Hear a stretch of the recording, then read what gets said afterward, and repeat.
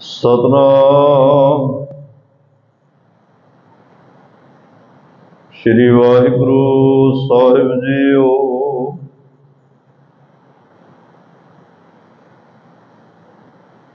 वैसाख धीरन क्यों वढ़िया,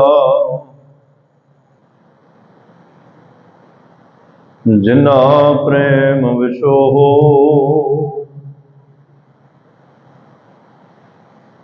हर साजन पुरख विसार के,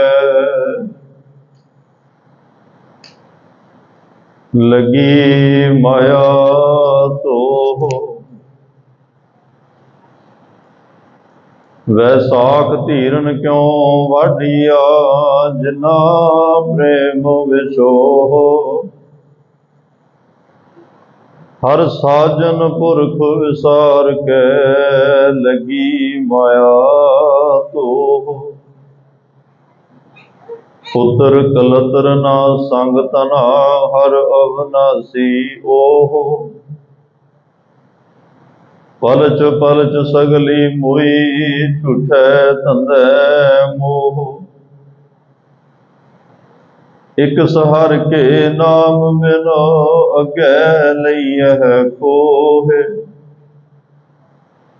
दयो विसार विगुचना, प्रभ बिन अवर ना कोय। प्रीतम चरणी जो लगे, तिनकी निर्मल सोए। नानक की प्रभ बेनती, प्रभ मिलहो प्राप्त होए। वैसाख सुहावा तां लगे, जा संत भेटै हर सोए। नानक की प्रभ बेनती, प्रभ मिलहो प्राप्त होए। वैसाख सुहावा तां लगे, जा संत भेटै हर सोए। वाहिगुरु जी का खालसा, वाहिगुरु जी की फतेह। परम सन्मानयोग चबर छतर तखत दे मालक, जुगो जुग अटल सर्व सांझी वालता दे पैगंबर, दीन दुनिया दे राखे, मनुखता दे सांझे रह गुरगुरता गद्दी ते सुभाएमान। हालत पलट के रखे,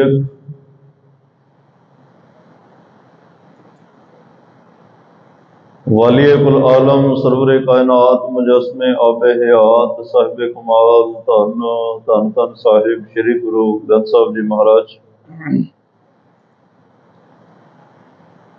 सतगुरां दी अपार किरपा बख्शिश रहमत दा सदका,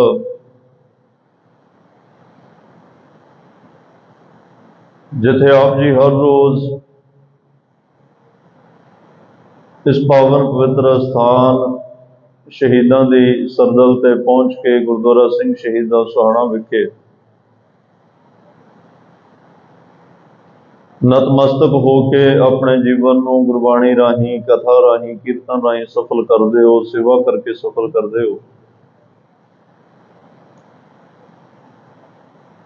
अज जिथे वैसाख महीने की संगरांद का दिहाड़ा है, उत्थे नाल ही सिख जगत विच बहुत ही महत्वपूर्ण दिन भी है, इतिहासक दिहाड़ा भी है। खालसा पंथ का साजना दिवस,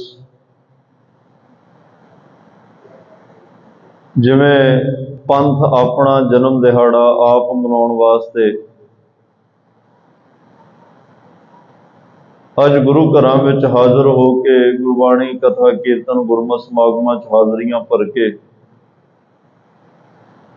बड़ी शरधा भावना नाल खालसा पंथ दा साजना दिवस मना रहा है। उत्थे अज आप जी भी बड़ी शरधा भावना दे नाल वड्डी गिणती विच अमृत वेले तो लैके सतगुरां दे पावन पवित्र दरबार दीयां हाज़रियां भर रहे हो। ਇੱਕ ਦੂਸਰੇ ਨੂੰ ਖਾਲਸਾ ਸਾਜਣਾ ਦਿਵਸ ਦੀਆਂ ਵਧਾਈਆਂ ਦੇ ਰਹੇ ਹੋ, ਲੈ ਰਹੇ ਹੋ। ਬਹੁਤ ਹੀ ਵੱਡੇ ਭਾਗਾਂ ਦੀ ਨਿਸ਼ਾਨੀ ਹੈ। ਸਤਿਗੁਰੂ ਇਸੇ ਤਰ੍ਹਾਂ ਹੀ ਸਾਰਿਆਂ ਦਾ ਪ੍ਰੇਮ ਪਿਆਰ ਆਪਣੇ ਚਰਨਾਂ ਨਾਲ ਬਣਾ ਕੇ ਰੱਖਣ, ਔਰ ਨਾਲ ਹੀ ਆਪ ਜਿੰਨੀ ਵੀ ਸੰਗਤ ਗੁਰੂ ਗੋਦੀ ਅੰਦਰ ਜੁੜ ਬੈਠੇ ਹੋ, ਲਾਈਵ ਦੇਖ ਰਹੇ ਹੋ, ਸਾਰਿਆਂ ਨੂੰ ਹੀ ਖਾਲਸਾ ਸਾਜਣਾ ਦਿਵਸ ਦੀਆਂ ਲੱਖ ਲੱਖ ਵਧਾਈਆਂ ਹੋਣ। ਸਤਿਗੁਰੂ ਸਾਰਿਆਂ ਨੂੰ ਨਾਮ ਅੰਮ੍ਰਿਤ ਦੀ ਦਾਤ ਬਖਸ਼ਿਸ਼ ਕਰਨ, ਠੰਡੇ ਬਾਟੇ ਦੀ ਅੰਮ੍ਰਿਤ ਦੀ ਦਾਤ ਬਖਸ਼ਿਸ਼ ਕਰਕੇ ਆਪਣੇ ਚਰਨਾਂ ਨਾਲ ਜੋੜਨ। ਇਹ ਅਰਦਾਸ ਹੈ ਗੁਰੂ ਚਰਨਾਂ ਦੇ ਵਿੱਚ। ਤੇ ਨਾਲ ਹੀ ਆਪਾਂ ਜਿੱਥੇ ਅੱਜ ਇਤਿਹਾਸਕ ਵਿਚਾਰਾਂ ਕਰਨੀਆਂ ਨੇ, ਉੱਥੇ ਧੰਨ ਸ਼੍ਰੀ ਗੁਰੂ ਅਰਜਨ ਦੇਵ ਪਾਤਸ਼ਾਹ ਜੀ ਨੇ ਵਿਸਾਖ ਮਹੀਨੇ ਦੇ ਵਿੱਚ ਜੋ ਸਾਨੂੰ ਉਪਦੇਸ਼ ਬਖਸ਼ਿਸ਼ ਕੀਤਾ ਹੈ, ਸਮੇਂ 'ਚ ਰਹਿ ਕੇ ਇਹਨਾਂ ਪਾਵਨ ਪਵਿੱਤਰ ਬਚਨਾਂ ਦੀ ਸਾਂਝ ਵੀ ਪਾਉਣੀ ਹੈ। ਗੁਰਬਾਣੀ ਦਾ ਉਪਦੇਸ਼, ਗੁਰਮਤਿ ਦਾ ਉਪਦੇਸ਼ ਗੁਰੂ ਚਰਨਾਂ ਵਿੱਚੋਂ ਆਪਣੇ ਘਰਾਂ ਨੂੰ ਲਿਜਾਣ ਦਾ ਯਤਨ ਕਰਨਾ। ਇਹੀ ਆਪਣੇ ਸਾਰਿਆਂ ਲਈ ਜਿਹੜਾ ਲਾਹੇਵੰਦ ਸੌਦਾ ਹੈ।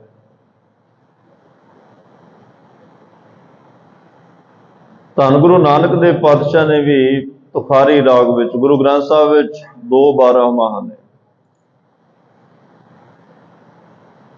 ਤੁਖਾਰੀ ਰਾਗ ਵਿੱਚ ਧੰਨ ਸ਼੍ਰੀ ਗੁਰੂ ਨਾਨਕ ਦੇਵ ਪਾਤਸ਼ਾਹ ਨੇ ਉਚਾਰਨ ਕੀਤਾ। ਮਾਝ ਰਾਗ ਵਿੱਚ ਧੰਨ ਸ਼੍ਰੀ ਗੁਰੂ ਅਰਜਨ ਦੇਵ ਪਾਤਸ਼ਾਹ ਨੇ ਬਖਸ਼ਿਸ਼ ਕੀਤੀ ਹੈ। ਧੰਨ ਗੁਰੂ ਨਾਨਕ ਦੇਵ ਪਾਤਸ਼ਾਹ ਕਹਿ ਰਹੇ ਨੇ, ਵੈਸਾਖ ਭਲਾ ਸ਼ਾਖਾ ਵੇਸ ਕਰੇ। ਗੁਰੂ ਅਰਜਨ ਦੇਵ ਪਾਤਸ਼ਾਹ ਕਹਿ ਰਹੇ ਆ, ਵੈਸਾਖ ਧੀਰਨ ਕਿਉਂ ਵੱਢੀਆਂ ਜਿਨ੍ਹਾਂ ਪ੍ਰੇਮ ਵਿਚੋ।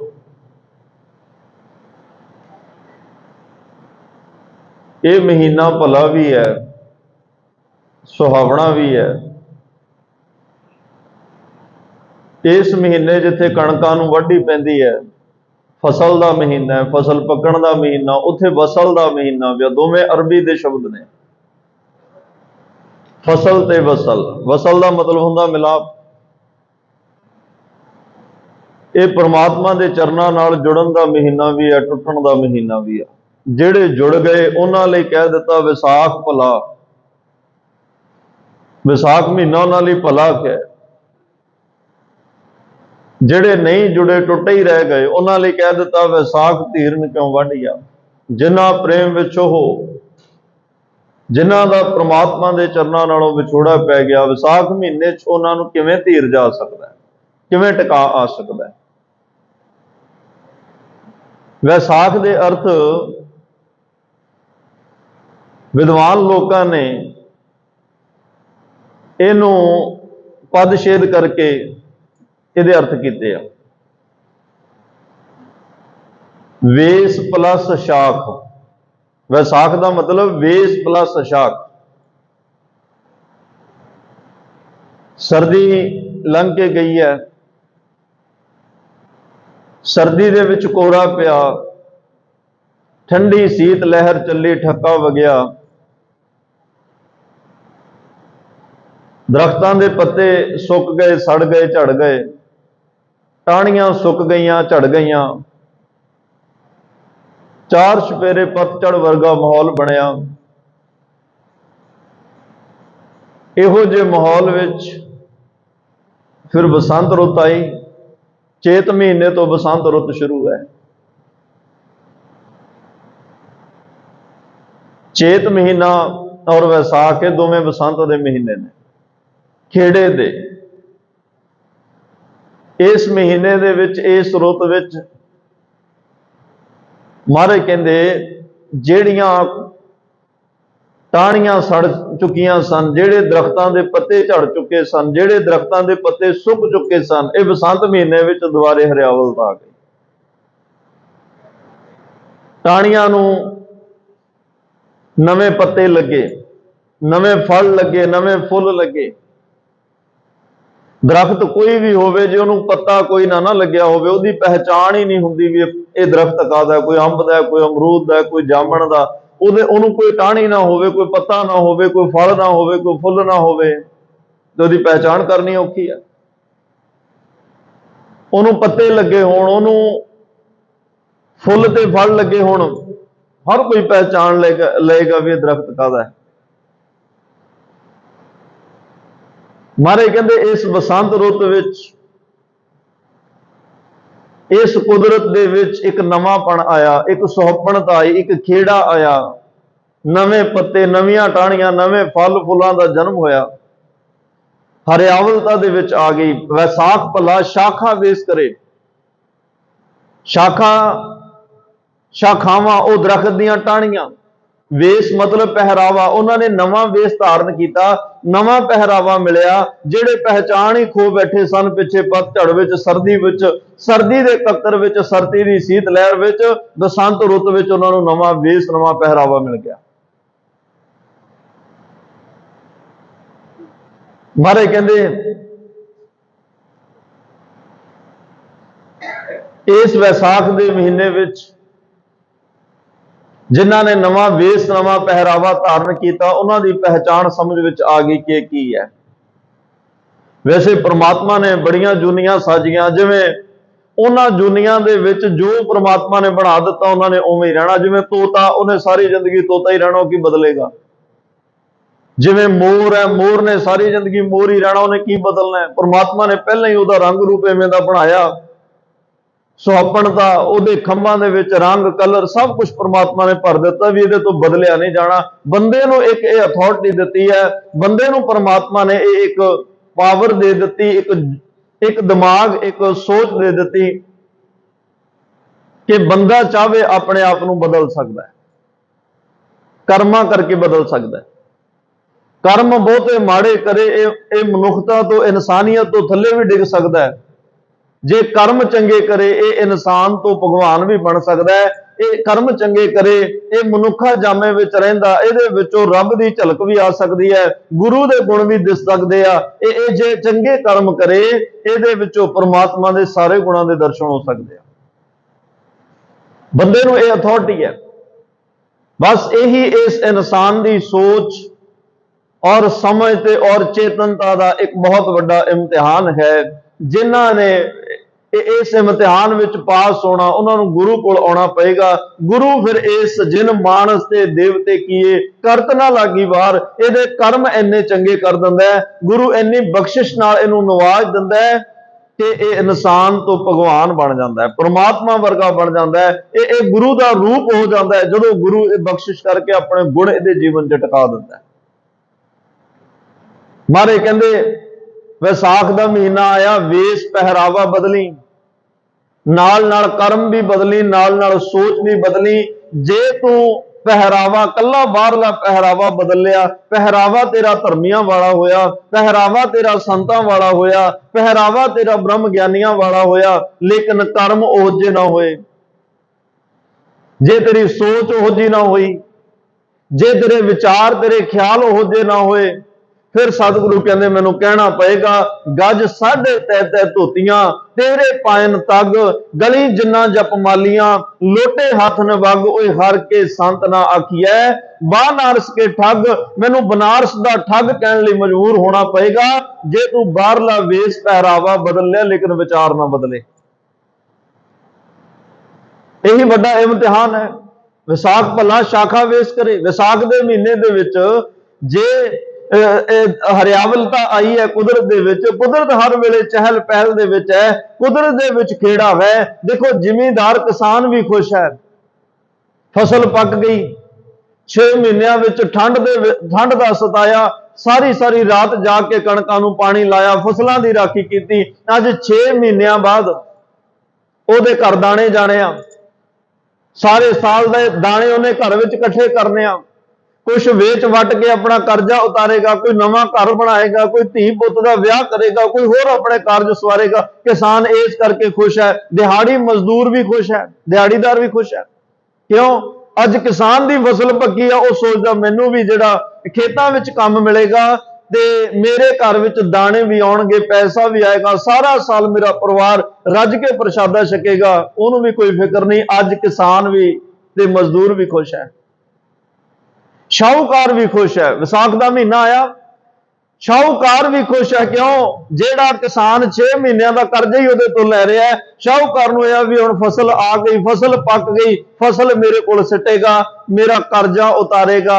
ਉਹ ਸ਼ਾਹੂਕਾਰ ਵੀ ਖੁਸ਼ ਨੇ, ਬਨਸਪਤੀ ਖੁਸ਼ ਹੈ, ਕਿਸਾਨ ਖੁਸ਼ ਹੈ, ਦਿਹਾੜੀਦਾਰ ਮਜ਼ਦੂਰ ਖੁਸ਼ ਹੈ, ਕਿਉਂਕਿ ਵਿਸਾਖ ਦਾ ਮਹੀਨਾ ਆਇਆ। ਲੇਕਿਨ ਗੁਰੂ ਅਰਜਨ ਦੇਵ ਪਾਤਸ਼ਾਹ ਕਹਿੰਦੇ ਉਹਨਾਂ ਦੇ ਚਿੱਤ ਵਿੱਚ ਕੋਈ ਧੀਰਜ ਨਹੀਂ ਹੈ, ਉਹਨਾਂ ਨੂੰ ਟਿਕਾ ਨਹੀਂ ਹੈ, ਉਹਨਾਂ ਦੇ ਜੀਵਨ ਵਿੱਚ ਕੋਈ ਚੈਨ ਤੇ ਖੁਸ਼ੀ ਨਹੀਂ, ਜਿਹੜੇ ਵਿਸਾਖ ਮਹੀਨੇ ਵਿੱਚ ਪਰਮਾਤਮਾ ਨਾਲੋਂ ਵਿਛੜੇ ਪਏ ਆ। ਬਾਹਰ ਕੁਦਰਤ ਦੇ ਵਿੱਚ ਤਾਂ ਖੇੜਾ ਆ ਗਿਆ, ਲੇਕਿਨ ਜੀਵਨ ਵਿੱਚ ਕੋਈ ਖੇੜਾ ਨਹੀਂ ਆਇਆ। ਜੀਵਨ ਤਾਂ ਜਿਵੇਂ ਪਤਝੜ ਵਿੱਚ ਸੀ ਉਵੇਂ ਬਸੰਤ ਦੇ ਵਿੱਚ ਹੈ। ਬਸੰਤ ਜੀਵਨ ਨੇ ਬਸੰਤ ਤਾਂ ਬਣਨਾ ਸੀ ਜੇ ਅੰਦਰਲੀ ਸਾਂਝ ਪਰਮਾਤਮਾ ਨਾਲ ਪੈ ਜਾਂਦੀ। ਇਹ ਵਿਸਾਖ ਦਾ ਮਹੀਨਾ ਬੜਾ ਕੁਝ ਸਾਨੂੰ ਬੜੀ ਸਿੱਖਿਆ ਦੇ ਕੇ ਜਾ ਰਿਹਾ ਹੈ। ਵਿਸਾਖ ਦੇ ਮਹੀਨੇ ਵਿੱਚ ਬੜੀਆਂ ਬਖਸ਼ਿਸ਼ਾਂ ਨਾਲ ਸਤਿਗੁਰੂ ਪਾਤਸ਼ਾਹ ਨਵਾਜ ਰਿਹਾ। ਮਹਾਰਾਜ ਕਹਿੰਦੇ ਕਿਤੇ ਦੇਖੀ ਇਸ ਵਿਸਾਖ ਦੇ ਮਹੀਨੇ ਵਿੱਚ ਤੇਰੇ ਸੁਭਾਅ ਵਿੱਚ ਮਨਮਤ ਰਹਿ ਜਾਏ, ਤੇਰੇ ਸੁਭਾਅ ਵਿੱਚ ਕੋਈ ਕਰਮ ਹੋਣ, ਵਿਕਾਰ ਹੋਣ, ਤੇਰੇ ਸੁਭਾਅ ਦੇ ਵਿੱਚ ਜਿਹੜਾ ਹੈ ਬੜੇ ਤਰ੍ਹਾਂ ਦੇ ਅਵਗੁਣ ਹੋਣ, ਤੇ ਅੰਦਰ ਦੀ ਸਿੱਖੀ ਮਹਾਨ ਆਖ ਕੇ ਤੇ ਬਾਹਰੋਂ ਤੂੰ ਜਿਹੜੇ ਆ ਕੱਲਾ ਬਾਣਾ ਪਾ ਕੇ ਅੰਦਰ ਬਾਣੀ ਨਾ ਹੋਈ, ਅੰਦਰ ਗੁਰੂ ਵਾਲੇ ਗੁਣ ਨਾ ਹੋਏ, ਤੇ ਫਿਰ ਕੱਲੇ ਵੇਸ ਕੱਲੇ ਪਹਿਰਾਵੇ ਨਾਲ ਤੂੰ ਧਰਮੀ ਨਹੀਂ ਬਣ ਸਕਦਾ। ਕੱਲੇ ਵੇਸ ਤੇ ਪਹਿਰਾਵੇ ਨਾਲ ਤੂੰ ਰੱਬ ਦੇ ਘਰ ਪ੍ਰਵਾਨ ਨਹੀਂ ਹੋ ਸਕਦਾ।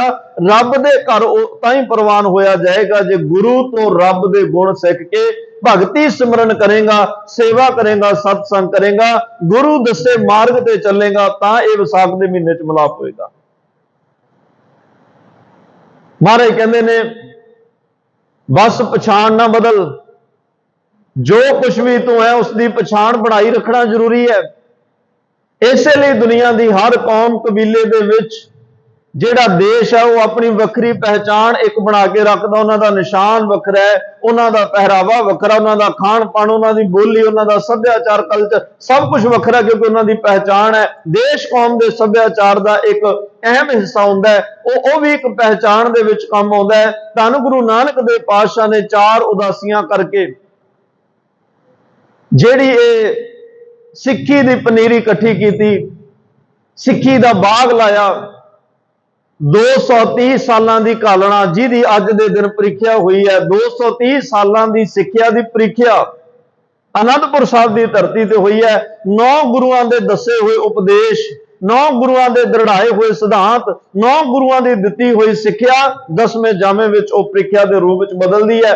ਮਹਾਰਾਜ ਨੇ ਗੁਰੂ ਨਾਨਕ ਸਾਹਿਬ ਨੇ ਜਿਹੜੇ ਗੁਰਮਤਿ ਸਿਧਾਂਤ, ਰੱਬੀ ਪਿਆਰ, ਸੇਵਾ, ਕੁਰਬਾਨੀ, ਸੰਗਤ ਤੇ ਸ਼ਾਂਤ ਰਸ, ਵੀਰ ਰਸ, ਭਗਤੀ ਸ਼ਕਤੀ, ਮੀਰੀ ਪੀਰੀ, ਇਹ ਸਾਰੇ ਸੰਤ ਸਿਪਾਹੀ, ਦੇਗ ਤੇਗ, ਰਵਾਬ ਤੋਂ ਨਗਾਰਾ, ਇਹ ਸਾਰੇ ਜਿਹੜੇ ਗੁਣ ਨੇ ਆਪਣੇ ਸਿੱਖ ਦੇ ਵਿੱਚ ਜਿਹੜੇ ਹਮਾਰੇ ਉਹ ਟਿਕਾਏ। ਕਹਿੰਦੇ ਇਹ ਇਸ ਦੀਆਂ ਟਾਹਣੀਆਂ ਨੇ, ਇਹ ਪਹਿਰਾਵਾ, ਇਹ ਵੇਸ਼ ਹੈ।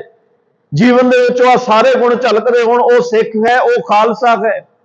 ਆ ਵਿਸਾਖ ਦੇ ਮਹੀਨੇ ਵਿੱਚ ਜਿਹੜਾ ਸਾਨੂੰ ਵੇਸ਼ ਬਖਸ਼ਿਸ਼ ਕਰ ਰਿਹਾ, ਮਹਾਰਾਜ ਸਾਹਿਬ ਕਹਿੰਦੇ ਨੇ ਇਹ ਜਿਹੜਾ ਤੇਰਾ ਪਹਿਰਾਵਾ ਵੇਸ਼ ਪਾਈ, ਇਹਦੇ ਵਿੱਚ ਇਹ ਸਾਰੇ ਗੁਣਾਂ ਨਾਲ ਹੀ ਇਹ ਸਿੱਖੀ ਦਾ ਬਗੀਚਾ ਜਿਹੜਾ ਹਰਿਆ ਭਰਿਆ ਰਹਿੰਦਾ ਹੈ। ਜੇ ਐਵੇਂ ਦੇ ਗੁਣ ਸਿੱਖੀ ਵਿੱਚ ਨਾ ਹੋਣ, ਸਿੱਖ ਵਿੱਚ ਨਾ ਹੋਣ ਤੇ ਖਾਲਸੇ ਵਿੱਚ ਨਾ ਹੋਣ, ਫਿਰ ਉਹ ਕੱਲਾ ਵੇਸ਼ ਪਹਿਰਾਵਾ ਹੀ ਹੋਏਗਾ, ਉਹਦੀ ਸੋਚ ਵਿੱਚ ਗੁਰੂ ਤੇ ਬਾਣੀ ਨਹੀਂ ਹੋਏਗੀ, ਤੇ ਐਸਾ ਸਿੱਖ ਪ੍ਰਵਾਨ ਵੀ ਨਹੀਂ ਹੋਏਗਾ। 10ਵੇਂ ਜਾਮੇ ਵਿੱਚ ਮਹਾਰਾਜ ਸਾਹਿਬ ਨੇ ਇਸ ਬਾਗ ਦੀ ਹਰ ਸ਼ਾਖਾ, ਕਹਿੰਦੇ ਨੇ ਇਹ ਸ਼ਾਖਾਵਾਂ, ਇਹ ਟਾਹਣੀਆਂ ਫੁੱਟਣੇ ਜ਼ਰੂਰੀ ਹਨ, ਇਸ ਦੀ ਵੇਸ਼ ਪਹਿਚਾਣ ਜ਼ਰੂਰੀ ਹੈ, ਨਹੀਂ ਤਾਂ ਇਸ ਦੇ ਅੰਦਰ ਦੀ ਹਰਿਆਵਲਤਾ ਸੁੱਕ ਜਾਏਗੀ, ਅੰਦਰ ਦਾ ਖੇੜਾ ਸੁੱਕ ਜਾਏਗਾ।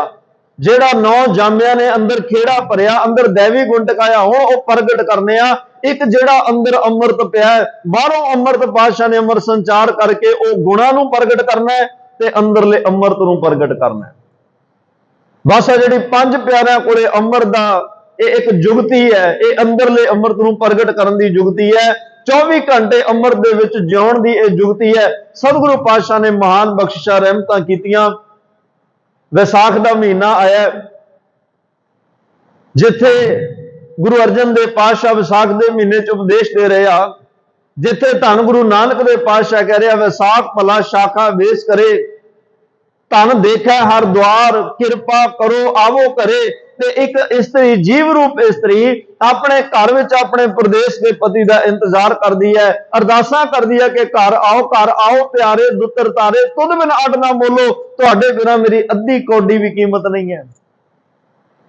ਤੇ ਇਹ ਜੀਵ ਰੂਪ ਇਸਤਰੀ ਪਰਮਾਤਮਾ ਦੇ ਚਰਨਾਂ 'ਚ ਅਰਦਾਸਾਂ ਕਰ ਰਹੀ ਹੈ, ਮਹਾਰਾਜ ਵਿਸਾਖ ਆ ਗਿਆ, ਵਿਸਾਖ ਮਿਲਾਪ ਦਾ ਮਹੀਨਾ ਹੈ, ਵਿਸਾਖ ਵਸਲ ਦਾ ਮਹੀਨਾ ਹੈ, ਵਿਸਾਖ ਜੁੜਨ ਦਾ ਮਹੀਨਾ ਹੈ, ਤੇ ਤੁਹਾਡੇ ਅੱਗੇ ਅਰਦਾਸ ਹੈ, ਤੁਧ ਬਿਨ ਅੱਡ ਨਾ ਬੋਲੋ, ਤੁਹਾਡੇ ਤੋਂ ਬਿਨਾ ਅੱਧੀ ਕੌਡੀ ਵੀ ਮੇਰਾ ਮੁੱਲ ਨਹੀਂ ਹੈ, ਅੱਧੀ ਕੌਡੀ ਵੀ ਕੋਈ ਤੁਹਾਡੇ ਤੋਂ ਬਿਨਾ ਮੇਰਾ ਮੁੱਲ ਨਹੀਂ ਹੈ। ਕਿਰਪਾ ਬਖਸ਼ਿਸ਼ ਰਹਿਮਤ ਕਰੋ, ਆਓ ਮੇਰੇ ਜੀਵਨ ਦੇ ਵਿੱਚ ਜਿਹੜਾ ਹੈ ਉਹ ਖੇੜਾ ਜਿਹੜਾ ਲੈ ਕੇ ਆਓ, ਤੇ ਮੇਰੇ ਜੀਵਨ ਦੇ ਵਿੱਚ ਉਹ ਹਰਿਆਵਲਤਾ ਲੈ ਕੇ ਆਓ, ਕਿਉਂਕਿ ਵਿਸਾਖ ਦਾ ਮਹੀਨਾ ਇਹ ਜੁੜਨ ਦਾ ਮਹੀਨਾ ਹੈ। ਗੁਰੂ ਨਾਨਕ ਸਾਹਿਬ ਨੇ ਕਿਹਾ, ਕੀਮਤ ਕੌਣ ਕਰੇ ਤੁਧ ਭਾਵਾਂ,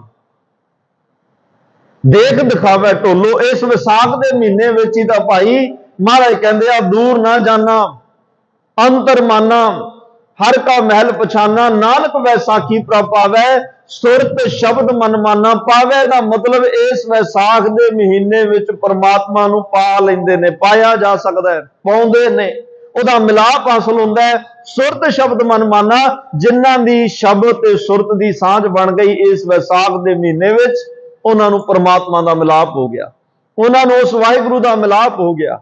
ਤੇ ਮਹਾਰਾਜ ਨੇ ਇਹ ਵਿਸਾਖੀ ਦੇ ਦਿਨ ਖਾਲਸਾ ਪੰਥ ਨੂੰ, ਇੱਕ ਸਿੱਖ ਕੌਮ ਨੂੰ ਨਵੀਂ ਦਿੱਖ, ਨਵਾਂ ਵੇਸ, ਨਵਾਂ ਪਹਿਰਾਵਾ, ਨਵਾਂ ਇੱਕ ਸਿਧਾਂਤ, ਉਹ ਸਭ ਕੁਝ ਅੱਜ ਦੇ ਦਿਨ ਬਖਸ਼ਿਸ਼ ਕੀਤਾ। ਕਈ ਸਵਾਲ ਕਰ ਦਿੰਦੇ ਆ ਵੀ ਵਿਸਾਖੀ ਦਾ ਦਿਨ ਹੀ ਕਿਉਂ ਚੁਣਿਆ? ਗੁਰੂ ਗੋਬਿੰਦ ਸਿੰਘ ਸਾਹਿਬ ਪਾਤਸ਼ਾਹ ਨੇ ਖਾਲਸਾ ਪੰਥ ਦੀ ਸਾਜਨਾ ਵਾਸਤੇ ਕੱਲਾ ਵਿਸਾਖੀ ਦਾ ਦਿਨ ਹੀ ਕਿਉਂ ਚੁਣਿਆ? ਕੁਝ ਵਿਦਵਾਨ ਇਹ ਮੰਨਦੇ ਆ,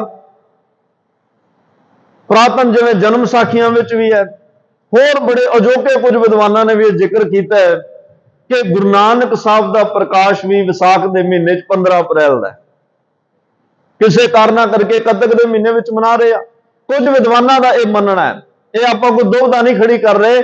ਜੋ ਇਤਿਹਾਸਕਾਰਾਂ, ਦੇਖੋ ਪ੍ਰਚਾਰਕ ਦਾ ਕੰਮ ਹੁੰਦਾ ਇਤਿਹਾਸ ਨੂੰ ਪੜ੍ਹਨਾ ਤੇ ਸੰਗਤ ਨਾਲ ਸਾਂਝਾ ਕਰਨਾ, ਤੇ ਉਹ ਕਹਿੰਦੇ ਆ ਵੀ ਗੁਰੂ ਨਾਨਕ ਸਾਹਿਬ ਜੇ ਵਿਸਾਖ ਵਿੱਚ ਆਏ, ਗੁਰੂ ਗੋਬਿੰਦ ਸਿੰਘ ਸਾਹਿਬ ਪਾਤਸ਼ਾਹ ਨੇ ਵਿਸਾਖ ਦੇ ਦਿਨ ਤੋਂ ਸ਼ੁਰੂ ਹੋਈ ਸਿੱਖੀ ਵਿਸਾਖ ਦੇ ਦਿਨ ਤੇ ਆ ਕੇ ਇਹ ਖਾਲਸਾ ਪੰਥ ਦੇ ਰੂਪ ਵਿੱਚ ਇਹਨੂੰ ਸੰਪੂਰਨਤਾ ਦਿੱਤੀ, ਇਹਨੂੰ ਵੱਖਰੀ ਪਹਿਚਾਣ ਦਿੱਤੀ, ਇੱਕ ਵੱਖਰਾ ਵੇਸ ਦਿੱਤਾ। ਇਸ ਨਿਰਮਲ ਪੰਥ ਨੂੰ ਜਿਹੜਾ ਹੈ ਇੱਕ ਵੱਖਰੀ ਦਿੱਖ ਦਿੱਤੀ। ਤੇ ਗੁਰੂ ਅੰਗਦ ਦੇਵ ਪਾਤਸ਼ਾਹ ਦਾ ਪ੍ਰਕਾਸ਼ ਵਿਸਾਖ ਦੇ ਮਹੀਨੇ 'ਚ ਹੈ। ਵਿਸਾਖੀ ਨਾਲ ਸਾਡਾ ਬੜਾ ਗਹਿਰਾ ਤਾਲੁਕ ਹੈ। ਕੋਈ ਇਹ ਨਹੀਂ ਕਿ ਗੁਰੂ ਗੋਬਿੰਦ ਸਿੰਘ ਪਾਤਸ਼ਾਹ ਨੇ ਵੈਸੀ ਇੱਕ ਵਿਸਾਖ ਨੂੰ ਇਹ ਜਿਹੜਾ ਖਾਲਸਾ ਪੰਥ ਸਾਜ ਦਿੱਤਾ, ਨਹੀਂ। ਗੁਰੂ ਅਮਰਦਾਸ ਪਾਤਸ਼ਾਹ ਜਿੱਦੇ ਬੌਲੀ ਦਾ ਕੜ ਫੁੱਟਦਾ ਹੈ ਗੋਇੰਦਵਾਲ ਸਾਹਿਬ, ਉਹਦੇ ਵੀ ਵਿਸਾਖੀ ਹੈ। ਗੁਰੂ ਨਾਨਕ ਦੇਵ ਪਾਤਸ਼ਾਹ 4 ਉਦਾਸੀਆਂ ਦੀ ਆਰੰਭਤਾ ਕਰਦੇ ਆ, ਉਸ ਦਿਨ ਵੀ ਵਿਸਾਖੀ ਹੈ। ਜਦੋਂ ਹਰਦੁਆਰ ਪਾਂਡਿਆਂ ਨੂੰ ਉਪਦੇਸ਼ ਦਿੰਦੇ ਆ, ਉਸ ਦਿਨ ਵੀ ਵਿਸਾਖੀ ਹੈ। ਗੁਰੂ ਅਮਰਦਾਸ ਪਾਤਸ਼ਾਹ ਵੇਲੇ ਇਹ ਵਿਸਾਖੀ ਦਾ ਜੋੜ ਮੇਲਾ ਮਨਾਉਣਾ ਸ਼ੁਰੂ ਹੋ ਗਿਆ।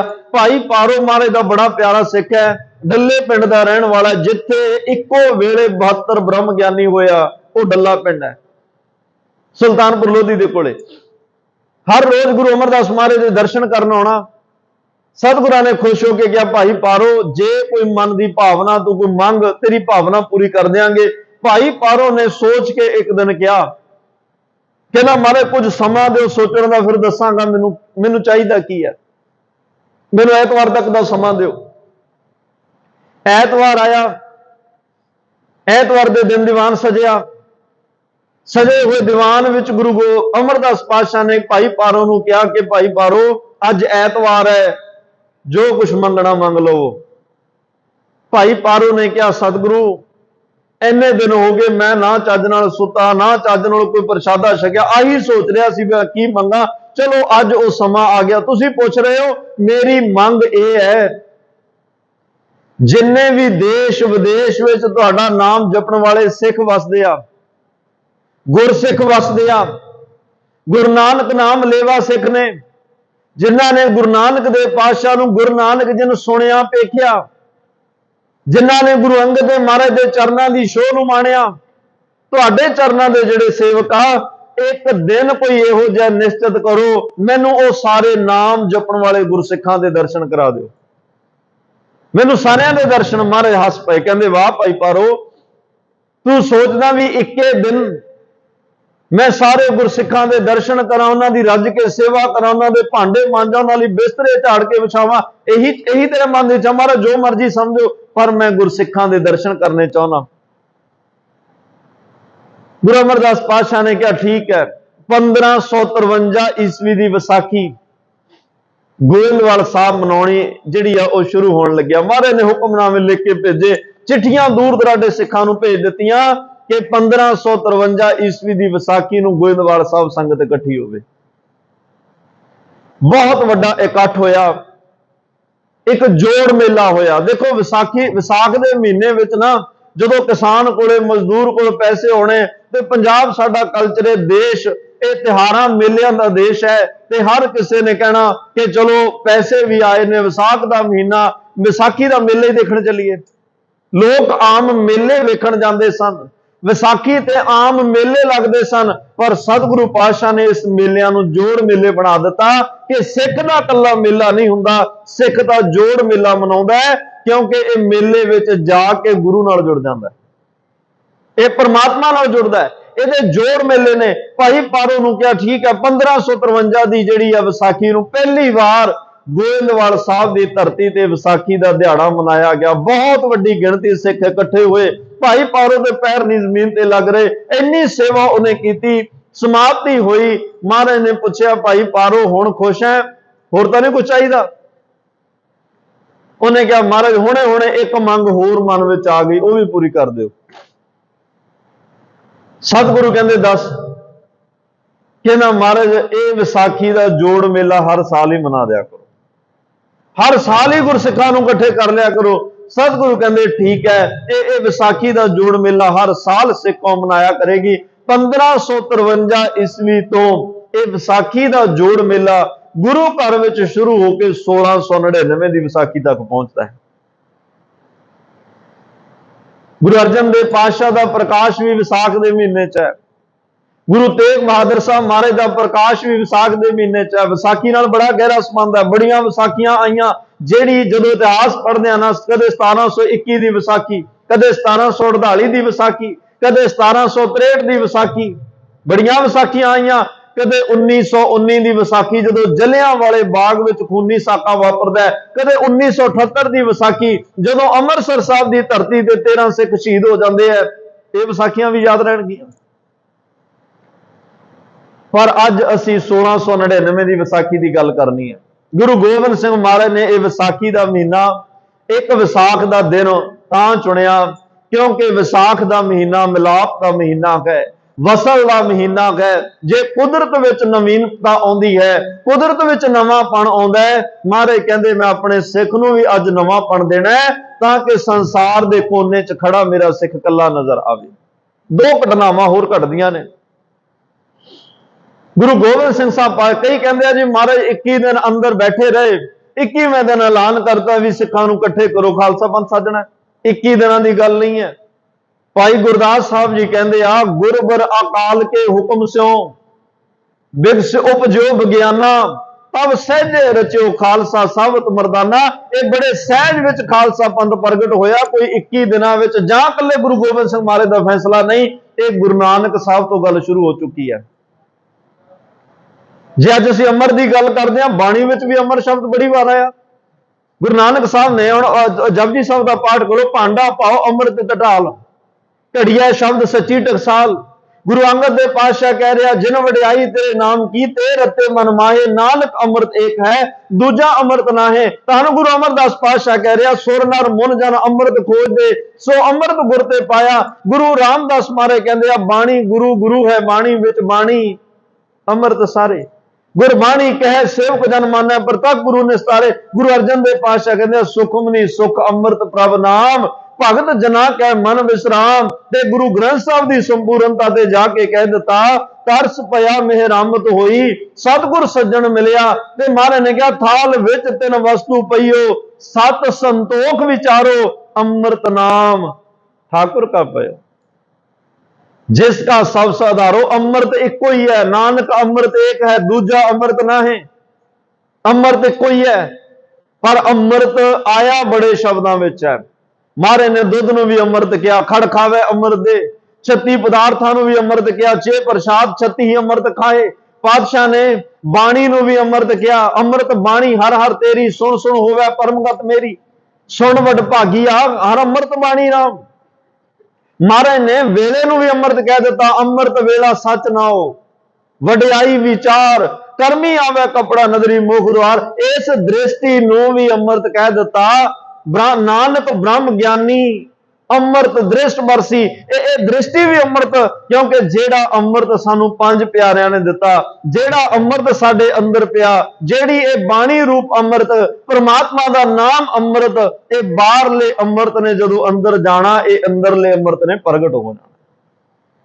ये अंदरले अमृत नूं प्रगट करन दी एक प्रक्रिया जिवें बल्ब है, बल्ब एक स्थूल रूप में असीं वेख रहे हैं, पर उहदे पिछे एक करंट है, वो सानू नजर नहीं आ रहा।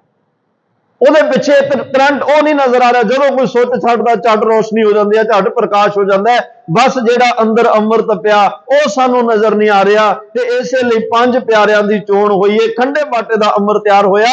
ਇਹ ਅੰਮ੍ਰਿਤ ਸਾਨੂੰ ਦਿਸ ਰਿਹਾ, ਜਦੋਂ ਇਹ ਅੰਮ੍ਰਿਤ ਅੰਦਰ ਜਾਂਦਾ, ਇਹ ਬਾਣੀ ਰੂਪ ਅੰਮ੍ਰਿਤ ਅੰਦਰ ਜਾਂਦਾ ਹੈ, ਇਸ ਅੰਮ੍ਰਿਤ ਦੇ ਵਿੱਚ ਬਾਣੀ ਘੋਲੀ ਗਈ। ਜਦੋਂ ਇਹ ਬਾਣੀ ਅੰਦਰ ਗਈ, ਇਹ ਅੰਮ੍ਰਿਤ ਅੰਦਰ ਗਿਆ। ਅੰਮ੍ਰਿਤ ਅਸੀਂ ਇੱਕ ਦਿਨ ਹੀ ਛਕਿਆ, ਹਰ ਰੋਜ਼ ਅੰਮ੍ਰਿਤ ਥੋੜਾ ਛਕਦੇ ਆ। 5 ਪਿਆਰਿਆਂ ਕੋਲ ਤਾਂ ਇੱਕ ਦਿਨ ਹੀ ਗਏ ਸੀ ਨਾ, ਪਰ ਉਹਨਾਂ ਨੇ ਅੰਮ੍ਰਿਤ ਦੀ ਦਾਤ ਦੇ ਕੇ ਨਾਲ ਅੰਮ੍ਰਿਤ ਬਾਣੀ ਦੇ ਦਿੱਤੀ ਕਿ ਸਿੱਖਾ ਲੈ, ਤੇਰਾ ਵੇਲਾ ਹੁਣ ਕੱਲਾ ਹੀ ਅੰਮ੍ਰਿਤ ਵੇਲਾ, ਅੰਮ੍ਰਿਤ ਵੇਲਾ ਨਹੀਂ, ਤੂੰ 24 ਘੰਟੇ ਅੰਮ੍ਰਿਤ ਵੇਲੇ ਵਿੱਚ ਹੀ ਰਹਿ। ਜਿੰਨਾ ਚਿਰ ਅੰਮ੍ਰਿਤ ਬਾਣੀ ਨਾਲ ਜੁੜਿਆ ਰਹੇਗਾ, ਤੇਰਾ ਹਰ ਵੇਲਾ ਹੀ ਅੰਮ੍ਰਿਤ ਵੇਲਾ ਹੋਏਗਾ।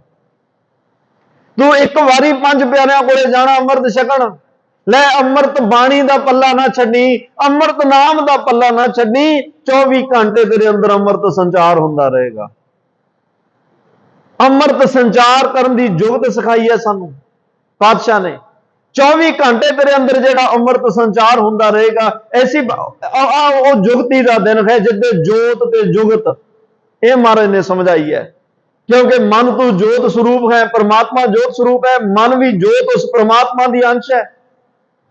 ते जुगती समझाई है ये शरीर दे राही, ताही महाराज ने 10 गुरु जामे धारण करके दस दिता कि ये शरीर विच रहिंदियां उस परमात्मा जोत नाल किवें जुड़ना है, उस वाहिगुरू नाल सांझ किवें पैनी आ। खैर विसाखी का दिन चुनिया, धन गुरु गोबिंद सिंह साहब पातशाह गुरता गद्दी ते विराजमान होए। आप जी नूं पता है गुरु तेग बहादुर साहब महाराज की शहादत हुंदी है, तां बाबा जैता जी जो शीश लैके वापस आउंदे आ, महाराज ने सुभाविक पूछया, भाई जैतिया मैनूं दस ये साका किवें किवें वापरिया, की होया। भाई जैते ने बड़ा खुश होकर दस्या, महाराज तेरे सिख 100 चों 100 नंबर लैके पास होया। भाई दयाला जी जित गए, पानी की देग हार गई। भाई सतीदास जी जित गए, अग हार गई। भाई मतीदास जी जित गए, आरा हार गया। ना तेरे सिखां नूं आरा डुला सकिया, ना तेरे सिखां नूं पानी दी देगां डुला सकियां, ना तेरे सिख नूं अग डरा सकी। बड़े चाह नाल शहादतां दे जाम पीते। गुरु तेग बहादुर साहब महाराज की शहादत हुई। महाराज कहंदे कठ किन्ना सी पातशाह, कठ दा तां पुछो ही ना, तेरे सिटण नूं थां नहीं सी, ओं लगदा जिवें पूरी दिल्ली देखण वास्ते आई होवे। मेरे सिख किन्ने क सन। भाई जैता कहना पातशाह सिख होणगे तां बहुत, पर पहचान नहीं सी आ रही। 1710 तक जिहड़े आ हिंदू वीर भी दाढ़ी केस इन्हां दे हुंदे सन, ते 1710 तक ये पग्गां भी बन्नदे रहे। जदों सिक्खी दा बहुता घाण किया गया 1700 तो 17वीं जिहड़ी 1708 तो बाद बाबा बंदा सिंह बहादुर की शहादत तो बाद, उदों फिर कुछ मुगलिया हुकूमत ने कह दिता हिंदू वीरां नूं कि तुसीं दाढ़ी केस कटाओ, पग्गां ना बनो, क्योंकि सिखां दे भुलेखे असीं तुहानूं भी मार जांदे। पहचान की होनी सी? महाराज ने उस दिन कहा ठीक है, जे तैनूं अज लखां की गिणती च हज़ारां की गिणती सिख की पहचान नहीं हुई, आउण वाले समय विच भाई जैतिया मैं अपने सिख नूं एक इहो जिहा वेश देना है, इहो जिहा पहरावा देना है, इहो जी पहचान देनी आ, ये दुनिया के कोने विच करोड़ां की गिणती विच भी खड़ा होवे, दसना नहीं पएगा ये सिख है। इहदी पहचान ही इहो जी होएगी, देखण वाला आप ही अंदाजा ला लेगा भी ये सिख है। इहो जिहा वेश देआंगा। ते दूसरा वर्तारा वरतिया, जदों एक बड़ा गरीबड़ा जिहा सिख आया, बड़ा दूरों पारों आया, महाराज दे दर्शन करने चाहुंदा है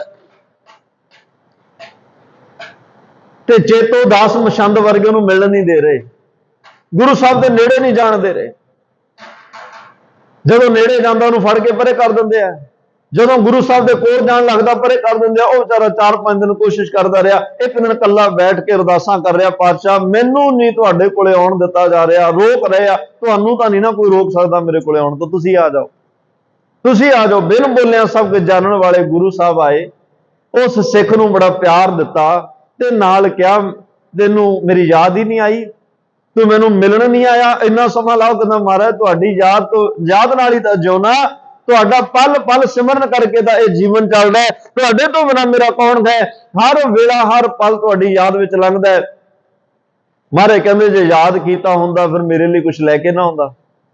कहना पातशाह मैं 2 सोने दे कंगण, सोने दे कड़े बड़े सोहणे बनवा के आप जी दे चरनां च भेट कीते, भेजे।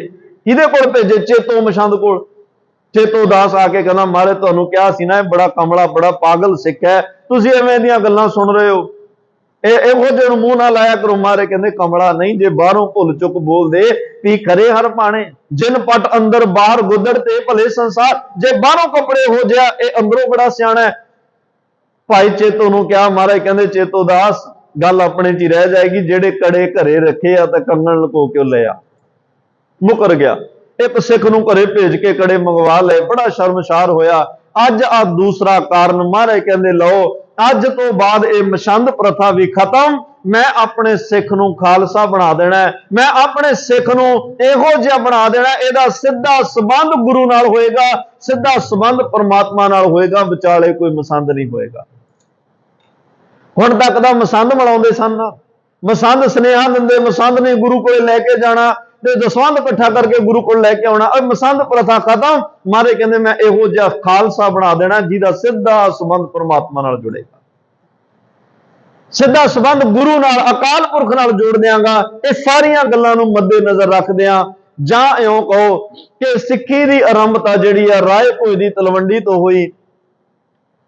ਕਰਤਾਰਪੁਰ ਸਾਹਿਬ ਦੀ ਧਰਤੀ ਤੇ ਗੁਰੂ ਨਾਨਕ ਸਾਹਿਬ ਆਏ, ਸਿੱਖੀ ਦਾ ਸਕੂਲ ਬਣਿਆ, ਸਿੱਖੀ ਦੇ ਟੀਚਰ ਜਿਹੜੇ ਆ ਉਸ ਵੇਲੇ ਧੰਨ ਗੁਰੂ ਨਾਨਕ ਸਾਹਿਬ, ਸਿੱਖੀ ਦਾ ਕਲਾਸਰੂਮ ਕਰਤਾਰਪੁਰ ਸਾਹਿਬ ਜਿਹੜਾ ਪਾਕਿਸਤਾਨ ਵਿੱਚ ਹੈ, ਤੇ ਸਾਡੇ ਕੋਲੇ ਸਿਲੇਬਸ ਸੀ 958 ਸ਼ਬਦ ਗੁਰੂ ਨਾਨਕ ਸਾਹਿਬ ਦੇ। ਸਾਡਾ ਕਲਾਸਰੂਮ ਬਦਲ ਕੇ ਖੰਡੂਰ ਸਾਹਿਬ ਚਲਿਆ ਗਿਆ, ਸਾਡੇ ਟੀਚਰ ਆ ਗਏ ਗੁਰੂ ਅੰਗਦ ਦੇਵ ਪਾਤਸ਼ਾਹ, ਤੇ ਸਾਡੇ ਸਿਲੇਬਸ ਵਿੱਚ 63 ਸ਼ਲੋਕ ਹੋਰ ਅੰਕਿਤ ਹੋ ਗਏ। ਸਾਡਾ ਕਲਾਸਰੂਮ ਬਦਲ ਕੇ ਗੋਇੰਦਵਾਲ ਸਾਹਿਬ ਚਲਿਆ ਗਿਆ, ਸਾਡੇ ਟੀਚਰ ਗੁਰੂ ਅਮਰਦਾਸ ਮਹਾਰਾਜ ਆ ਗਏ, 885 ਸ਼ਬਦ ਸਾਡੇ ਸਿਲੇਬਸ ਵਿੱਚ ਹੋਰ ਜੁੜ ਗਏ।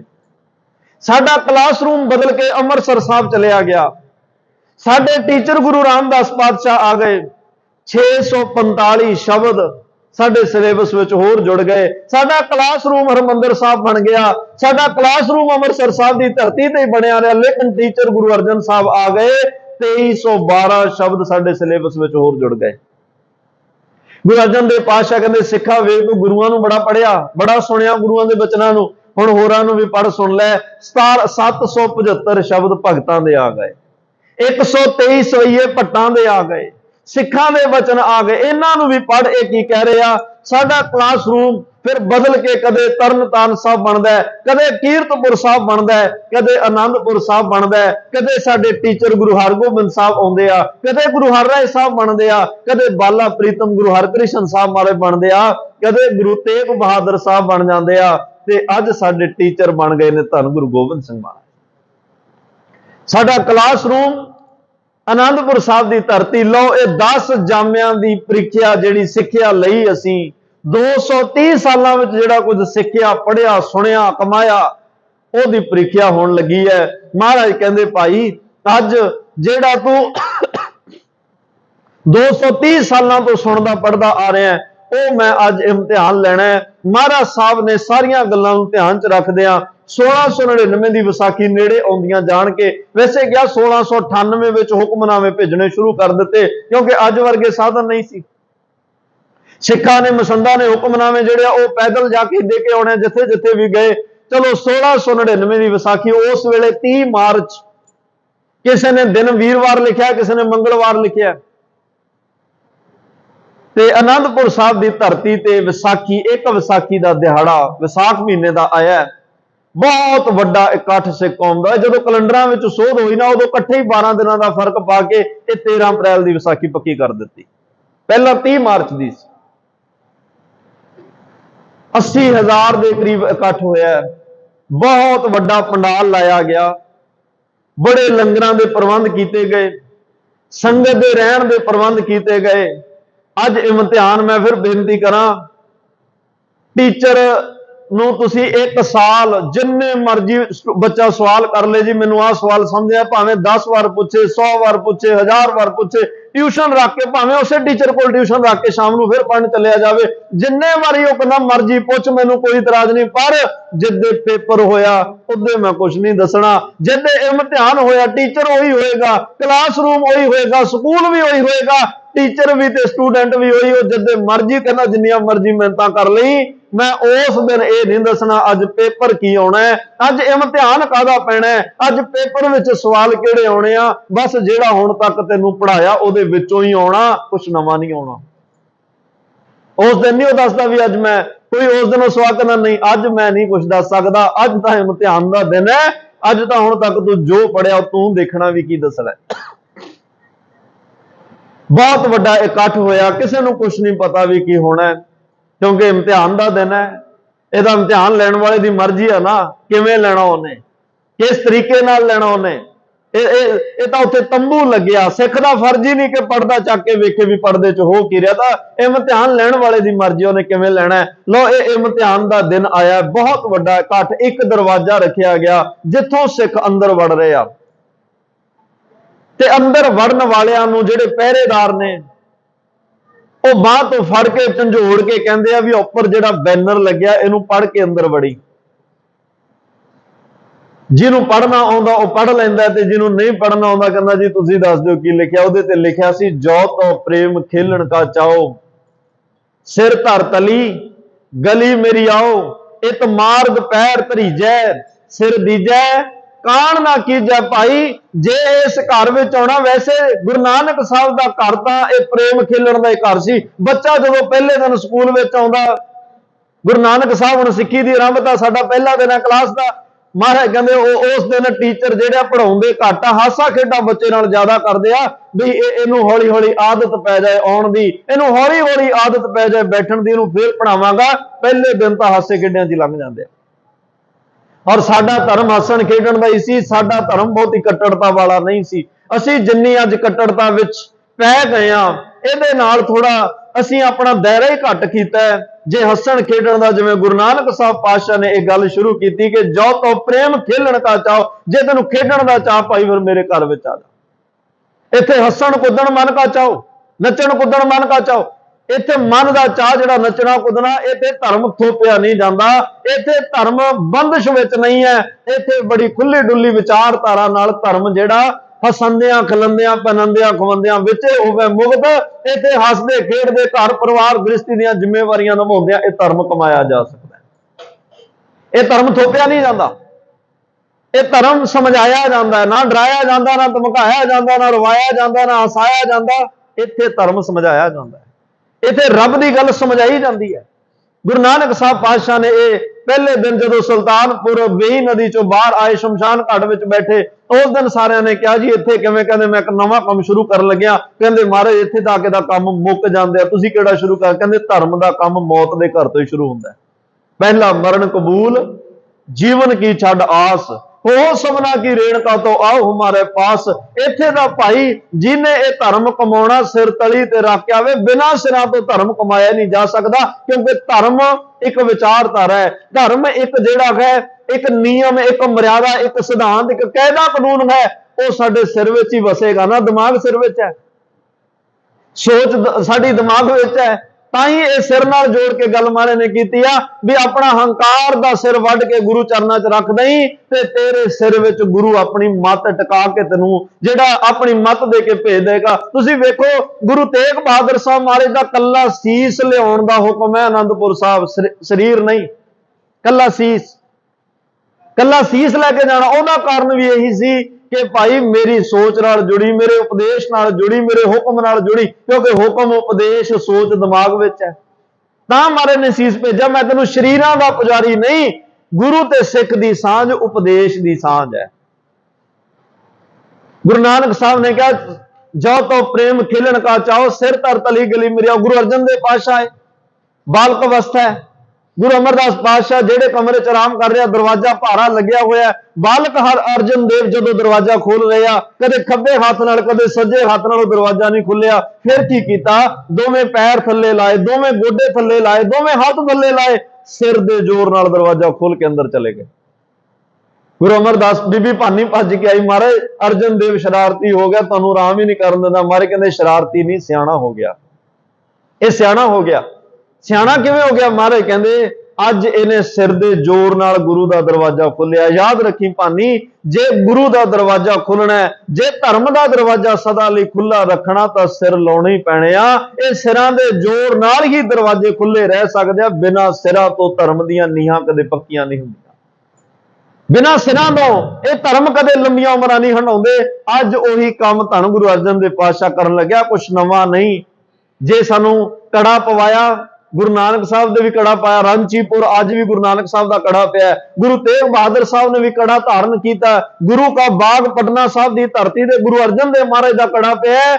गुरु गोबिंद राय पातशाह का बचपन च सोने के कड़े गंगा में सिट के मां गुजरी नूं कह दिता सी, मां मैं अपनी कौम नूं सोने के कड़े नहीं पवाउणे। सोने के कड़े तां अमीर लोग पाउंदे आ, सोने के कड़े तां पैसिਆਂ वाले पाउंदे आ, ते सोने के कड़े विचों तां अमीरी नजर आउंदी है। मैं इहो जिहा कड़ा अपनी कौम नूं दे के जाना जिन्हों अमीर भी पाएगा ते गरीब भी पाएगा। उस कड़े दे विचों गुरु नजर आएगा, गुरु दे दर्शन होणगे। हंकार हौमे अपनी अमीरी नजर नहीं आएगी। उस सरबलो दा कड़ा गुरु गोबिंद सिंह महाराज ने दिता। अज विसाखी का दिन 1699, बहुत वड्डा इकट्ठ। गुरु गोबिंद सिंह गोबिंद राय ने हले महाराज साहब आए, पंडाल दे स्टेज लगी है, दूर तक निगाह मारी, शमशीर बेम्यान करके आकाश विच लहरा के क्या, सन्मुख पूरा सिख है कोई। इत्थे 4 तरह के सिख बैठे अज, एक सन्मुख, एक गुरमुख, एक मनमुख, चौथे बेमुख बैठे। गुरमुख वो ने जिन्हों ने हुण सीस भेंट करने आ, सन्मुख वो ने जिहड़े सन्मुख बैठे आ लेकिन गुरु के बचन नूं सुन रहे आ, कमा नहीं रहे। मनमुख वो ने जिहड़े माता गुजरी कोल नूं भज ले, मां तेरा जिहड़ा पुत्र है गुरु गोबिंद राय सिखां दे सिर वड्डण लग पिया, उहनूं समझा। बेमुख वो ने जिहड़े सुन सार गुरु वल पिठ करके भज ले, भी एक ते साडे वल ना आ जाए, जे अज सिर मंग रिहा ते एक ते साडा ही सिर लै लवे। महाराज कहंदे सन्मुख पूरा सिख है कोई, सीस भेट गुरदेवा जोई। कोई इहो जिहा सन्मुख बैठा गुरमुख सिख है जिहड़ा मैनू गुरु नानक दे मिशन नूं पूरा करन वास्ते एक सिर भेट करे। चलो मैं गल नेड़े करनी चाहुंदा। प्यारे दया राम जी उठे आ लाहौर तो, आके उन्होंने कहा, महाराज सीस तो वैसे जिदे का मैं तुहाडे चरनां च आया उदे का ही तुहानूं भेंट कर दिता। जे अज तुसीं तलवार दी तेग दी नोक नाल धर ते परख के वेखना तो परख लो, पर जदों इह सिर धड़ तो वख हो के डिगे, मेरी एक शर्त है, तेरे चरनां विच डिगना चाहिदा, किते होर ना डिगे। महाराज तंबू विच लैके गए, सिर धड़ तो वख कीता गया। इत्थे ना बड़े विद्वान कहंदे आ जी, अंदर लैके गए, लहू भिजी तलवार लैके बाहर आए, विचली गल ही छड्ड जांदे आ। गुरु ने जो सिखा दे सिर मंगया तो सिख का सिर मंगया, वो कोई ड्रामा थोड़ी हो रहा है, ये कोई नाटक थोड़ी खेडिया जा रहा है, ये कोई सीरियल थोड़ा चल रहा भी किसी पात्र बना के कोई इत्थे नाटक सिरजा जा। इत्थे जो हो रहा प्रैक्टिकल च हो रहा, क्योंकि सतगुरु कहना दिलों मुहब्बत जिन सही सच्चा, जिन मन होर मुख होर से खांडे कच्चा। जेड़ा गुरु कहना जिहदे मन च होर ते मुख ते होर होवे तां कच्चा है, ते गुरु ये किवें कर सकदा भी कवे होर ते करे होर? ये नहीं ना हो सकता। इत्थे तां आद सच जुगाद सच है, इत्थे जो है भाई सच है, इत्थे झूठ कुछ भी नहीं है।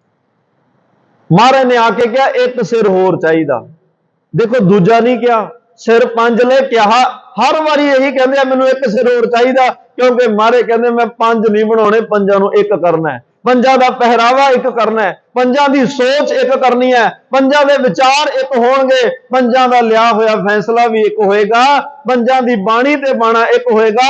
ਮੈਂ ਇੱਥੇ ਪੰਜ ਵੱਖ-ਵੱਖ ਵਿਚਾਰਧਾਰਾਵਾਂ ਨਹੀਂ, ਮੈਂ ਪੰਜ ਸਿਰ ਲੈ ਕੇ ਵੀ ਅਖੀਰ ਇੱਕ ਨਾਲ ਹੀ ਜੋੜ ਕੇ ਜਾਣਾ ਹੈ, ਕਿਉਂਕਿ ਰੱਬ ਇੱਕ ਹੈ, ਏਕਾ ਬਾਣੀ ਇੱਕ ਗੁਰ ਇੱਕੋ ਸ਼ਬਦ ਵਿਚਾਰ। ਸਾਡਾ ਗੁਰੂ ਵੀ ਇਸ ਤੋਂ ਬਾਅਦ ਇੱਕੋ ਹੀ ਹੋਏਗਾ। ਇਸ ਲਈ ਮੈਂ ਪੰਜਾਂ ਚੋਂ ਇੱਕ ਤੇ ਇੱਕ ਨਾਲ ਹੀ ਇਹਨਾਂ ਸਾਰਿਆਂ ਨੂੰ ਜੋੜ ਕੇ ਇੱਕ ਦੀ ਗੱਲ ਪ੍ਰਤੱਖ ਕਰਕੇ ਜਾਣੀ ਹੈ। ਭਾਈ ਧਰਮਦਾਸ ਜੀ ਉੱਠਦੇ ਆ ਦਿੱਲੀ ਤੋਂ, ਤੀਜੀ ਵਾਰੀ ਮਾਰੇ ਕਹਿੰਦੇ ਇੱਕ ਸਿਰ ਹੋਰ। ਭਾਈ ਹਿੰਮਤ ਰਾਏ ਜੀ ਉੱਠਦੇ ਆ ਜਗਨਨਾਥਪੁਰੀ ਤੋਂ, ਮਾਰੇ ਕਹਿੰਦੇ ਇੱਕ ਸਿਰ ਹੋਰ।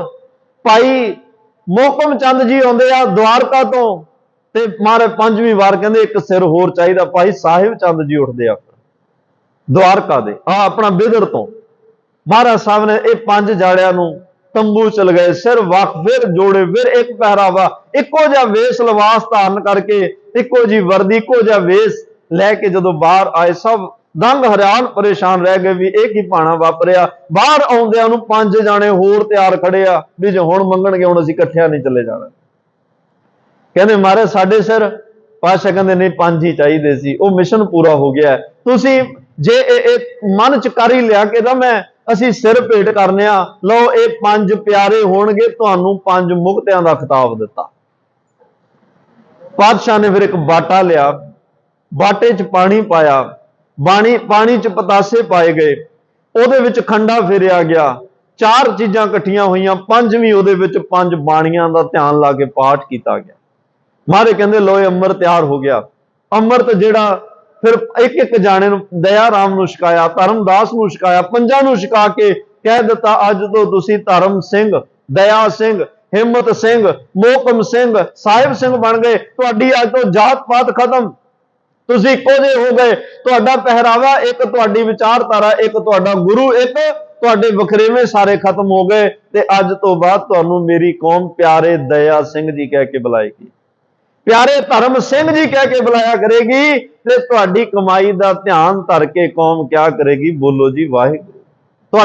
ਤੁਹਾਡੀ ਕਮਾਈ ਦਾ ਧਿਆਨ ਧਰ ਕੇ ਵਾਹਿਗੁਰੂ ਕਿਹਾ ਜਾਇਆ ਕਰੇਗਾ। ਤੁਸੀਂ ਅੱਜ ਇਮਤਿਹਾਨ ਚੋਂ ਪੂਰੇ ਹੋਏ, ਪੰਜਾਂ ਨੂੰ ਰਹਿਤ ਮਰਿਆਦਾ ਦ੍ਰਿੜ ਕਰਾਈ ਗਈ, ਪੰਜਾਂ ਨੂੰ ਨੇਮ ਸਮਝਾਇਆ ਗਿਆ, ਸਭ ਵਜਰ ਕਰੈਤਾਂ ਤੋਂ ਜਾਣੂ ਕਰਾਇਆ ਗਿਆ। ਹੁਣ ਉਸ ਤੋਂ ਬਾਅਦ ਗੁਰੂ ਗੋਬਿੰਦ ਰਾਏ ਆਪ ਥੱਲੇ ਗਲ 'ਚ ਪੱਲੂ ਪਾ ਕੇ ਉੱਤਰ ਕੇ ਸਟੇਜ ਤੋਂ ਕਹਿੰਦੇ ਆ ਭਾਈ ਜਿਵੇਂ ਤੁਸੀਂ ਦਇਆ ਰਾਮ ਤੋਂ ਸਿੰਘ ਬਣ ਗਏ, ਮੈਨੂੰ ਵੀ ਗੋਬਿੰਦ ਰਾਏ ਤੋਂ ਸਿੰਘ ਬਣਾ ਲਓ।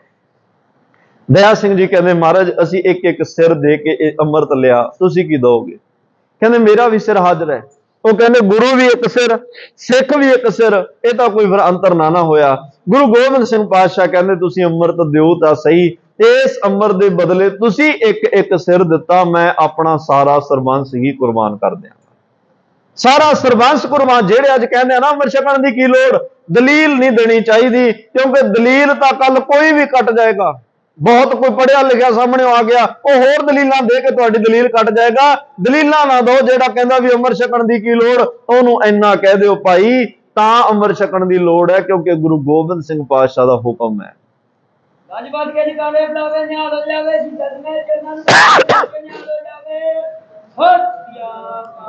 ਗੁਰੂ ਦੀ ਆਗਿਆ ਹੈ, ਗੁਰੂ ਦਾ ਹੁਕਮ ਹੈ ਤਾਂ ਅੰਮ੍ਰਿਤ ਛਕਣਾ। ਦਲੀਲਾਂ 'ਚ ਨਾ ਪਾਓ, ਕਿਉਂਕਿ ਗੁਰੂ ਨੇ ਹੁਕਮ ਕੀਤਾ, ਅਸੀਂ ਗੁਰੂ ਦੇ ਹੁਕਮ ਨੂੰ ਮੰਨਣਾ। ਔਰ ਦੂਜੀ ਗੱਲ ਇਹ ਹੈ, ਜੇ ਅੰਮ੍ਰਿਤ ਛਕਣ ਦੀ ਜ਼ਰੂਰਤ ਧੰਨ ਗੁਰੂ ਗੋਬਿੰਦ ਸਿੰਘ ਸਾਹਿਬ ਮਹਾਰਾਜ ਨੇ ਸਮਝੀ ਆ, ਫਿਰ ਸਾਨੂੰ ਤਾਂ ਸਵਾਲ ਹੀ ਨਹੀਂ ਕਰਨਾ ਚਾਹੀਦਾ। ਸਾਨੂੰ ਤਾਂ, ਕਿਉਂਕਿ ਅੰਦਰਲਾ ਅੰਮ੍ਰਿਤ ਤਾਂ ਹੀ ਪ੍ਰਗਟ ਹੋਣਾ ਜੇ ਬਾਹਰੋਂ ਪੰਜ ਪਿਆਰਿਆਂ ਤੋਂ ਅਸੀਂ ਅੰਮ੍ਰਿਤ ਦੀ ਦਾਤ ਲਵਾਂਗੇ। ਇਹ ਅੰਦਰਲੇ ਜਿਵੇਂ ਨਲਕਾ ਲਾਇਆ, ਨਲਕਾ ਲਾ ਕੇ ਕਾਰੀਗਰ ਕਹਿੰਦਾ 4-5 ਬਾਲਟੀਆਂ ਪਾਣੀ ਦੀਆਂ ਲੈ ਕੇ ਆਓ, ਜੇ ਪੁੱਛੋ ਵੀ ਅਸੀਂ ਤਾਂ ਨਲਕਾ ਲਵਾਇਆ ਹੀ ਪਾਣੀ ਕੱਢਣ ਲਈ ਹੈ ਤੇ ਤੂੰ ਸਾਡੇ ਤੋਂ ਪਾਣੀ ਮੰਗ ਰਿਹਾ, ਉਹ ਕਹਿੰਦਾ ਭਾਈ ਜੁਗਤੀ ਇਹੀ ਆ ਕਿ ਬਾਹਰੋਂ ਪਾਣੀ ਪਾਓ ਤਾਂ ਅੰਦਰਲੇ ਪਾਣੀ ਨੇ ਬਾਹਰ ਆਉਣਾ। ਅੱਛਾ ਬਾਹਰੋਂ ਪਾਣੀ ਪਾ ਕੇ ਉਹ ਕਹਿੰਦਾ ਗੇੜਨਾ ਵੀ ਪਏਗਾ ਨਲਕਾ, ਇਹ ਨਹੀਂ ਕਿ ਪਾਣੀ ਪਾ ਕੇ ਬੈਠੇ ਰਹੋ ਤੇ ਆਪੇ ਆਪ ਨਹੀਂ, ਆਪਣੇ ਆਪ ਨਹੀਂ ਨਿਕਲਣਾ, ਉਹਨੂੰ ਗੇੜਨਾ ਵੀ ਪਏਗਾ। ਤੇਰੇ ਅੰਦਰ ਅੰਮ੍ਰਿਤ ਹੈ, ਪੰਜ ਪਿਆਰਿਆਂ ਤੋਂ ਅੰਮ੍ਰਿਤ ਲੈ ਲਿਆ, ਬਸ ਜਾ ਕੇ ਘਰੇ ਕਿਤੇ ਬੈਠ ਹੀ ਨਾ ਜਾਏ ਵੀ ਹੁਣ ਆਪਣੇ ਆਪ ਸਭ ਕੁਝ ਹੁੰਦਾ ਰਹੇਗਾ। ਸਵੇਰੇ ਅੰਮ੍ਰਿਤ ਵੇਲੇ ਉੱਠ ਕੇ ਬਾਣੀ ਰੂਪ ਸਿਮਰਨ ਰੂਪ ਇਹ ਨਲਕਾ ਗੇੜਨਾ ਵੀ ਹੈ। ਅੰਮ੍ਰਿਤ ਵੇਲੇ ਉੱਠ ਕੇ ਇਹ ਨਲਕਾ ਗੇੜਨਾ ਵੀ ਹੈ ਤਾਂ ਕਿ ਰੋਜ਼ ਅੰਮ੍ਰਿਤ ਸੰਚਾਰ ਤੇਰੇ ਜੀਵਨ 'ਚ ਹੋਵੇ। ਰੋਜ਼ ਤੇਰੇ ਅੰਦਰ ਅੰਮ੍ਰਿਤ ਦੀ ਦਾਤ ਜਿਹੜੀ ਆ ਚੱਲ ਕੇ ਤੇ ਅੰਮ੍ਰਿਤ ਉਹਨਾਂ ਦੇ ਜੀਵਨ ਜਿਵੇਂ ਬਾਟਾ ਲਿਆ, ਬਾਟਾ ਡੂੰਘਾ ਸੀ ਨਾ, ਅੰਮ੍ਰਿਤ ਟਿਕ ਗਿਆ। ਬਾਟਾ ਜੇ ਮੁੱਧਾ ਹੋਵੇ, ਉੱਚਾ ਹੋਏਗਾ, ਹੰਕਾਰੀ ਹੋਏਗਾ, ਮਹਾਰਾਜ ਕਹਿੰਦੇ ਜੇ ਦਾਤ ਲੈਣੀ ਆ ਬਾਟੇ ਤਰ੍ਹਾਂ ਨੀਵਾਂ ਹੋ ਕੇ ਆਈ। ਫਿਰ ਬਾਟੇ 'ਚ ਪਾਣੀ ਪਾਇਆ, ਪਾਣੀ ਵਿੱਚ ਨਿਮਰਤਾ ਹੈ, ਪਾਣੀ ਵਿੱਚ ਨਿਰਮਲਤਾ ਹੈ, ਪਾਣੀ ਵਿੱਚ ਸੀਤਲਤਾ ਹੈ। ਨਿਮਰਤਾ, ਧਰਤੀ ਹੇਠ ਵਸੰਦਾ ਪਾਣੀ, ਪੈਰਾਂ ਹੇਠ ਧਰਤੀ, ਧਰਤੀ ਹੇਠਾਂ ਪਾਣੀ, ਇੰਨੀ ਨਿਮਰਤਾ ਹੋਵੇ। ਫਿਰ ਸੀਤਲ ਨਿਰਮਲਤਾ, ਦੂਜੇ ਦੀ ਮਹਿਲ ਲਾਉਣ ਵਾਲਾ ਹੈ। ਤੇ ਤੀਜੀ ਹੈ ਸੀਤਲਤਾ, ਠੰਡ ਦੇਣ ਵਾਲਾ। ਸਿੱਖ ਇਹੋ ਜਿਹਾ ਹੋਣਾ ਚਾਹੀਦਾ। ਤੀਜੇ ਉਹਦੇ ਚ ਪਤਾਸੇ ਪਾਏ, ਪਤਾਸੇ ਵੱਡੇ ਛੋਟੇ ਹੁੰਦੇ ਆ, ਪਰ ਪਾਣੀ ਚ ਆ ਕੇ ਆਪਣਾ ਵਜੂਦ ਖਤਮ ਕਰ ਦਿੱਤਾ, ਲੇਕਿਨ ਆਪਣਾ ਗੁਣ ਨਹੀਂ ਗਵਾਇਆ ਮਿਠਾਸ ਦਾ। ਮਿਠਾਸ ਉਹ ਛੱਡ ਗਏ, ਮਿੱਠਾ ਗੁਣ ਛੱਡ ਕੇ। ਸਿੱਖ ਵਿੱਚ ਵੀ ਮਿਠਾਸ ਇੰਨੀ ਹੋਣੀ ਚਾਹੀਦੀ ਆ। ਇੱਥੇ ਤਾਂ ਸਿੱਖ ਨਿੱਕੀ ਨਿੱਕੀ ਗੱਲ ਤੇ ਇੱਕ ਦੂਜੇ ਦੀਆਂ ਪੱਗਾਂ ਲਾਉਣ ਵਾਸਤੇ ਤਿਆਰ ਹੋ ਜਾਂਦੇ ਆ। ਗੁਰੂ ਨਾਨਕ ਸਾਹਿਬ ਨਾਲ ਬੜੇ ਕਰੜੇ ਸ਼ਬਦਾਂ ਵਿੱਚ ਸਿੱਧਾ ਨੇ ਗੱਲ ਕੀਤੀ, ਇੱਕ ਵਾਰੀ ਵੀ ਤਲਖੀ ਚ ਨਹੀਂ ਆਏ। ਬੜੇ ਪਿਆਰ ਨਾਲ, ਬੜੇ ਮਿੱਠੀ ਭਾਸ਼ਾ ਵਿੱਚ ਮਹਾਰਾਜ ਨੇ ਜਵਾਬ ਦਿੱਤੇ ਸਿੱਧਾਂ ਜੋਗੀਆਂ ਨੂੰ, ਇੱਕ ਵਾਰੀ ਵੀ ਗੁੱਸੇ ਚ ਨਹੀਂ ਆਏ। ਬੜੇ ਪਿਆਰ ਵਿੱਚ ਜੀਵਨ ਕਾਜੀ ਲੱਤਾਂ ਮਾਰ ਰਿਹਾ ਗੁਰੂ ਨਾਨਕ ਸਾਹਿਬ ਨੂੰ, ਪਰ ਬੜੇ ਮਿੱਠੇ ਤੇ ਸਹਿਜ ਸੁਭਾਅ ਵਿੱਚ ਜਵਾਬ ਦੇ ਰਹੇ ਆ। ਇਹ ਮਿਠਾਸ ਦਾ ਗੁਣ, ਮਿੱਠਤ ਨੀਵੀਂ ਨਾਨਕਾ ਗੁਣ ਚੰਗਿਆਈਆਂ ਤਤ, ਸਾਰੀਆਂ ਚੰਗਿਆਈਆਂ ਦੇ ਇਹ ਤਤ ਨੇ ਨਿਮਰਤਾ ਔਰ ਮਿਠਾਸ, ਸਾਰੀਆਂ ਚੰਗਿਆਈਆਂ ਦੇ ਤਤ ਇਹ ਹੋਣਾ ਚਾਹੀਏ। ਫਿਰ ਖੰਡਾ, ਚੌਥਾ ਆਇਆ ਖੰਡਾ। ਖੰਡਾ ਦੋ ਧਾਰਾ ਖੰਡਾ ਹੁੰਦਾ ਹੈ। ਮਹਾਰਾਜ ਕਹਿੰਦੇ ਜਿਹੜਾ ਪਤਾਸਿਆਂ ਦੀ ਤਰ੍ਹਾਂ ਨੀਵਾਂ ਹੋ ਕੇ ਆਪਣਾ ਆਪ ਗਵਾ ਕੇ ਆਵੇ, ਉਹਨਾਂ ਨੂੰ ਤਾਂ ਮਿਲਾ ਲਈ, ਤੇ ਜਿਹੜਾ ਕੋਈ ਹੰਕਾਰੀ ਹੋ ਕੇ ਆਵੇ, ਆਕੜ ਵਿੱਚ ਆਵੇ, ਫਿਰ ਇਹ ਖੰਡਾ ਦੋ ਧਾਰਾ। ਇੱਕ ਪਾਸੇ ਹਰਿਮੰਦਰ ਸਾਹਿਬ ਹੈ, ਇੱਕ ਪਾਸੇ ਅਕਾਲ ਤਖਤ ਹੈ, ਇੱਕ ਪਾਸੇ ਸੰਤ ਹੈ, ਇੱਕ ਪਾਸੇ ਸਿਪਾਹੀ ਹੈ, ਇੱਕ ਪਾਸੇ ਭਗਤੀ ਹੈ, ਇੱਕ ਪਾਸੇ ਸ਼ਕਤੀ ਹੈ। ਜੇ ਕੋਈ ਹਰਿਮੰਦਰ ਤੇ ਚੜ ਕੇ ਆਉਂਦਾ, ਫਿਰ ਇਹ ਖੰਡੇ ਨਾਲ ਜਵਾਬ ਵੀ ਦੇਣਾ। ਤੇ ਇਹ ਪੰਜਵੀਂ ਦਾਤ ਇਹਦੇ ਵਿੱਚ ਬਾਣੀ ਟਿਕਾ ਦਿੱਤੀ। ਹਰਿਮੰਦਰ ਸਾਹਿਬ ਤੇ ਅਕਾਲ ਤਖਤ ਇਕੱਠੇ ਨੇ। ਇਹ ਸਿੱਖ ਦੇ ਜੀਵਨ ਵਿੱਚ ਅੰਦਰ ਬਾਣੀ ਹੋਵੇ ਤਾਂ ਅੰਦਰ ਹਰਿਮੰਦਰ ਸਾਹਿਬ ਹੈ, ਜੇ ਬਾਹਰੋਂ ਬਾਣਾ ਹੋਵੇ ਤੇ ਅਕਾਲ ਤਖਤ ਸਾਹਿਬ ਹੈ। ਦੋਵੇਂ ਗੁਣ ਸਿੱਖ ਚੱਲਦਾ ਫਿਰਦਾ ਹੀ, ਇਹ ਦੋਵੇਂ ਗੁਣ ਨਾਲ ਨਹੀਂ ਫਿਰਦਾ। ਬਾਣੀ ਤੋਂ ਬਿਨਾਂ ਅੰਮ੍ਰਿਤ ਤਿਆਰ ਨਹੀਂ ਹੁੰਦਾ। ਚਾਰ ਚੀਜ਼ਾਂ ਇਕੱਠੀਆਂ ਹੋ ਗਈਆਂ, ਪਰ ਅੰਮ੍ਰਿਤ ਉਦੋਂ ਬਣਿਆ ਜਦੋਂ ਪੰਜ ਬਾਣੀਆਂ ਜਪ ਜੀ ਸਾਹਿਬ, ਜਾਪ ਸਾਹਿਬ, ਸਵਈਏ, ਚੌਪਈ ਤੇ ਆਨੰਦ ਸਾਹਿਬ ਇਹ ਪਾਠ ਹੋ ਗਿਆ। ਉਦੋਂ ਇਹਨੂੰ ਕਿਹਾ ਵੀ ਲਓ ਇਹ ਖੰਡੇ ਬਾਟੇ ਦਾ ਅੰਮ੍ਰਿਤ ਤਿਆਰ ਹੋ ਗਿਆ। ਤੇ ਅੰਮ੍ਰਿਤ ਦਿੱਤਾ ਕਿਵੇਂ? ਭਾਂਡਿਆਂ 'ਚ ਪਾ ਕੇ ਨਹੀਂ ਦਿੱਤਾ, ਮਹਾਰਾਜ ਨੇ ਬੁੱਕ 'ਚ ਪਾਇਆ। ਬੁੱਕ ਮਤਲਬ ਵੈਸੇ ਕੀਮਤੀ ਚੀਜ਼ ਕੋਈ ਬੁੱਕਾਂ 'ਚ ਨਹੀਂ, ਜਿੱਦੇ ਪਾਣੀ ਦੀ ਕਮੀ ਆ ਨਾ ਉਹ ਭਾਂਡੇ 'ਚ ਪਾ ਕੇ ਦਿੰਦੇ ਆ, ਬੁੱਕ ਨਾਲ ਕਦੇ ਇੱਕ ਵੀ ਬੂੰਦ ਨਾ ਡੁੱਲ ਜਾਏ। ਦੁੱਧ ਕੀਮਤੀ ਆ, ਕਦੇ ਬੁੱਕਾਂ 'ਚ ਪਾ ਕੇ ਪੀਤਾ, ਭਾਂਡੇ 'ਚ ਪਾ ਕੇ ਪੀਤਾ। ਅੰਮ੍ਰਿਤ ਤਾਂ ਉਸ ਤੋਂ ਵੀ ਕੀਮਤੀ ਆ, ਬੁੱਕਾਂ 'ਚ ਪਾ ਕੇ ਕਿਉਂ?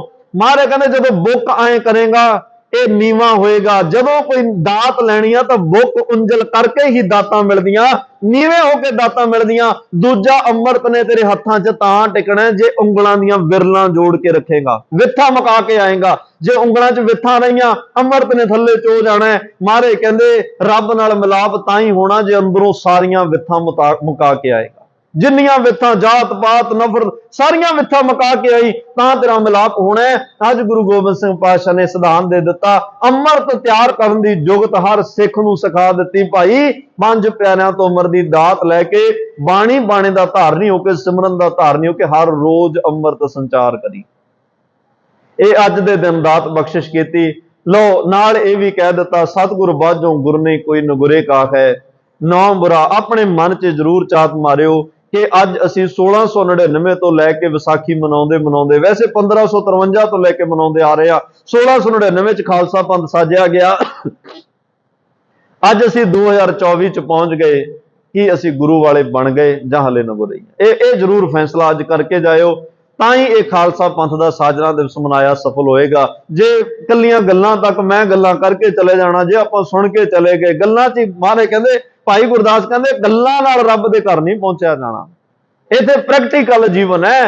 ਇੱਥੇ ਪ੍ਰੀਤਮ ਕੇ ਦੇਸ਼ ਕੈਸੇ ਬਾਤ ਸੋ ਜਾਈਏ, ਬਾਤਾਂ ਗੱਲਾਂ ਨਾਲ ਰੱਬ ਦੇ ਘਰ ਨਹੀਂ ਪਹੁੰਚਿਆ ਜਾਣਾ।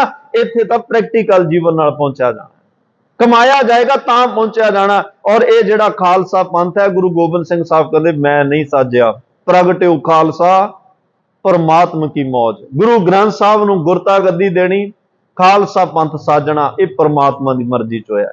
ਔਰ ਯਾਦ ਰੱਖਿਓ, ਜਿਸ ਦਿਨ ਗੁਰੂ ਗੋਬਿੰਦ ਰਾਏ ਗੁਰੂ ਬਣਦੇ ਆ, ਪੌਣੇ 9 ਸਾਲ ਦੀ ਉਮਰ ਸੀ।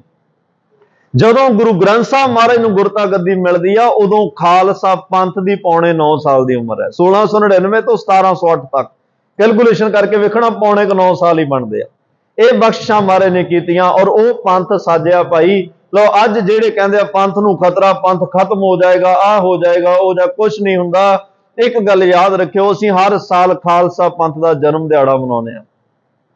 ਗੁਰੂ ਨਾਨਕ ਸਾਹਿਬ ਪ੍ਰਗਟਿਆ, ਗੁਰੂ ਗੋਬਿੰਦ ਸਿੰਘ ਮਹਾਰਾਜ ਪ੍ਰਗਟਿਆ, ਪ੍ਰਗਟਿਓ ਖਾਲਸਾ परमात्मा की मौज। ये खालसा पंथ भी प्रगट होया, जेड़ा प्रगट होया होवे वो कदे मरदा नहीं, वो कदे खत्म नहीं हुंदा। असी गुरु ग्रंथ साहब महाराज दा भी पहला प्रकाश गुरगद्दी दिवस ही मनाउने आ, कदे गुरु ग्रंथ साहब दा ज्योति जोत दिहाड़ा नहीं मनाउणा पएगा, जेड़ा आ खालसा पंथ महाराज ने साज दिता। जदों तक दुनिया रहेगी, गुरु गोबिंद सिंह पातशाह कहंदे इस पंथ दे सिखा जन्म दिहाड़े तां तू मनाउंदा रहेगा, कदे दा ज्योति जोत दिहाड़ा नहीं मनाउणा पएगा, क्योंकि रब दी मर्जी नाल इह प्रगट होया, इहदा जन्म नहीं होया। जन्म जिहदा होएगा उहदी मौत भी होएगी, जिहड़ा प्रगट होया उहदी मौत नहीं, उहनूं तां जोत स्वरूप है, उहने की मरना है। खैर सतगुरां ने अज दे दिने वड्डी दात बड़ी बख्शिश साडी झोली विच पाई। असी अमर दी दात लैके ते अमृत बाणी ते अमृत नाम नाल जुड़ना, फिर ही साडा जीवन सफल होएगा। और आप संगतां नूं खालसा पंथ दे साजना दिवस दी लख लख वधाई होवे। आओ नाल ही अज दे इस विसाख महीने ते गुरु अर्जन साहब ने जिहड़ा उपदेश बख्शिश कीता है, ओहदी सिर्फ अखरी विचार करके समाप्ति करिए जी। मारे कहंदे विसाख तीरन क्यों वाढिया, जिन्ना प्रेम विछोह। कहंदे कुदरत ने तां बड़े सोहणे सुनेहे जिहड़े इस विसाख दे महीने च लिआंदे, हरियावलता, खेड़ा, सुहापणता, नवां वेश, नवां पहरावा, नवीआं शखावां, सब कुछ नवां है। पर जिहड़े विसाख दे महीने जीव रूप इस्त्रियां परमात्मा पति नालों विछड़ियां होईयां ने, उन्हां नूं धीरज नहीं आ रिहा। उन्हां लई तां हले भी पतझड़ चल रिहा, उन्हां दे जीवन च बसंत नहीं आया। उन्हां दे जीवन दे ओह तां कहंदी मैं रोवंदी सब जग रुन्ना, रुनड़े मनो बखेर मेरे भाणे तां सारे रो ही रहे आ, क्योंकि जिहदा मिलाप नहीं आप रो रही है, ਉਹਦੇ ਲਈ ਤਾਂ ਸਾਰੇ ਰੋ ਰਹੇ ਆ। ਇਹ ਵਿਸਾਖ ਦਾ ਮਹੀਨਾ ਮੈਂ ਪਹਿਲਾਂ ਵੀ ਕਿਹਾ ਵਸਲ ਦਾ ਮਹੀਨਾ, ਮਿਲਾਪ ਦਾ ਮਹੀਨਾ ਹੈ। ਹਰ ਸਾਜਨ ਪੁਰਖ ਵਿਸਾਰ ਕੇ ਲੱਗੀ ਮਾਇਆ ਧੋ, ਧੋ ਦਾ ਅਰਥ ਹੁੰਦਾ ਧੋਖਾ। ਮਾਰੇ ਕਹਿੰਦੇ ਸਾਜਨ ਕੌਣ ਹੈ ਭਾਈ, ਸੱਜਣ ਸਹੀ ਨਾਲ ਮੈਂ ਚਲਦਿਆਂ ਨਾਲ ਚਲਾਨ, ਸੱਜਣ ਸੱਚਾ ਪਾਤਸ਼ਾਹ ਇਹ ਸੱਜਣ ਹੈ, ਇਹ ਸਾਜਨ ਹੈ। ਇਹਨੂੰ ਛੱਡ ਕੇ ਤੇ ਮਾਰੇ ਕਹਿੰਦੇ ਆ ਜਿਹੜੇ ਜ਼ਿੰਦਗੀ ਦੇ ਵਿੱਚ ਧੋਖਾ ਦੇਣ ਵਾਲੇ ਆ ਉਹਨਾਂ ਨੂੰ ਸਾਜਨ ਬਣਾ ਲਿਆ। उस माया नूं जिन्हें विण दंता जग खाया, जिहड़ी माया माई माया चल, तृण की अगन मेघ की छाया, गोविंद भजन बिन हड़का जल। जिहड़ी माया पल पल ते धोखा दे रही आ, उस माया नूं सज्जण मित्र बना लिया। ते गुरु अर्जन साहब कहंदे मैं तां असल विच प्रभ स्यों लाग रहे हो मेरा चीत, आद अंत प्रभ सदा सहाई धन हमारा मीत। मैं तां ओहनूं मित्र बनाया जिहड़ा आद मद ते अंत तक मेरी सहायता ते मेरे नाल निभण वाला। मैं झूठे रिश्तिਆਂ ਨੂੰ मित्र नहीं बनाया, क्योंकि झूठे अज बड़े लोग आ ਜਿਹੜੇ ਕਹਿੰਦੇ मेरा मित्र धोखा कर गया, मैनू मेरा पुੱਤ धोखा देगा, कोई कहता भरा धोखा दे गया। ਇਹ ਰਿਸ਼ਤਿਆਂ 'ਚ ਧੋਖੇ ਨੇ, क्योंकि माया ਦੇ ਅਧੀਨ ਨੇ। ना गुरु किसी ਨੂੰ धोखा ਦਿੰਦਾ है, ना रब किसी ਨੂੰ धोखा ਦਿੰਦਾ। हर साजन पर रब ਨੂੰ ਵਿਸਾਰ ਕੇ ਇਹ ਮਾਇਆ ਦੇ ਅਧੀਨ ਆਉਂਦੇ ਧੋਖੇ ਵਾਲੇ ਰਿਸ਼ਤਿਆਂ ਨੂੰ ਬੰਦਾ ਆਪਣੇ ਸਮਝ ਬੈਠਿਆ। ਇਸੇ ਕਰਕੇ ਅੱਜ ਇਹ ਕੁਰਲਾ ਰਿਹਾ ਪੁੱਤਰ ਕਲਤਰ ਨਾ ਸੰਗਤ ਨਾ ਹਰ ਅਵਨਾਸੀਓ। ਮਾਰੇ ਆ ਸਾਰੇ ਰਿਸ਼ਤੇ ਵੀ ਦੱਸ ਦਿੱਤੇ, ਪੁੱਤਰ घर वाली ते कहंदे आ माया, इन्हां च कोई भी रिश्ता नाल निभण वाला नहीं। केवल दूजा पासा कौन है, हर अविनाशी, ओ ना नाश होने वाला परमात्मा ही है भाई, जिन्हें कदे बिनसना नहीं ते जेड़ा हर वेले तेरे नाल जुड़िया रहेगा, तेरे नाल साथ निभाएगा। सारियां चीजां नाल एक्स जुड़ जांदा, एक्सपायर। कोई भी चीज, कोई पुरानी चढ़ाई कर गया सी, लेट एक्स लिख दिंदे भी फलाने दिन एक्सपायर हो गया। हर चीज पुरानी ते खत्म होने वाली है। रब तीन चीजां ने जिन्हां नाल एक्स जां लेट शब्द नहीं लिखा जाता, जिन्हां नाल ये बीत्या होया शब्द नहीं लिखा जाता। वो गुरु तेग बहादुर साहब कहंदे आ नाम रहियो, साधु रहियो, रहियो गुरु गोबिंद। आ तीन चीजां जिन्हां नाल कदे एक्स एक्सपायर नहीं तुसीं लिख सकदे। ये तां सदीव काल साहिब मेरा नीत नवा, सदा सदा दा तार, इन्हें सदा ही रहना गए।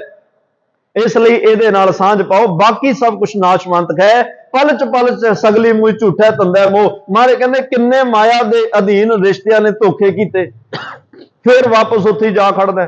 जिन्हां ने धोखे कीते फिर वापस उन्हां कोल जाना, पल च उन्हां विच ही उलझ के। मारे कहंदे सगली मुई बड़ी दुनिया चले गई। ते कहंदे ने झूठा धंदा मोह, इन्हां संसार दे झूठे धंदियां दे मोह विच बड़ा कुछ अपना गवा के बड़े लोग चले गए।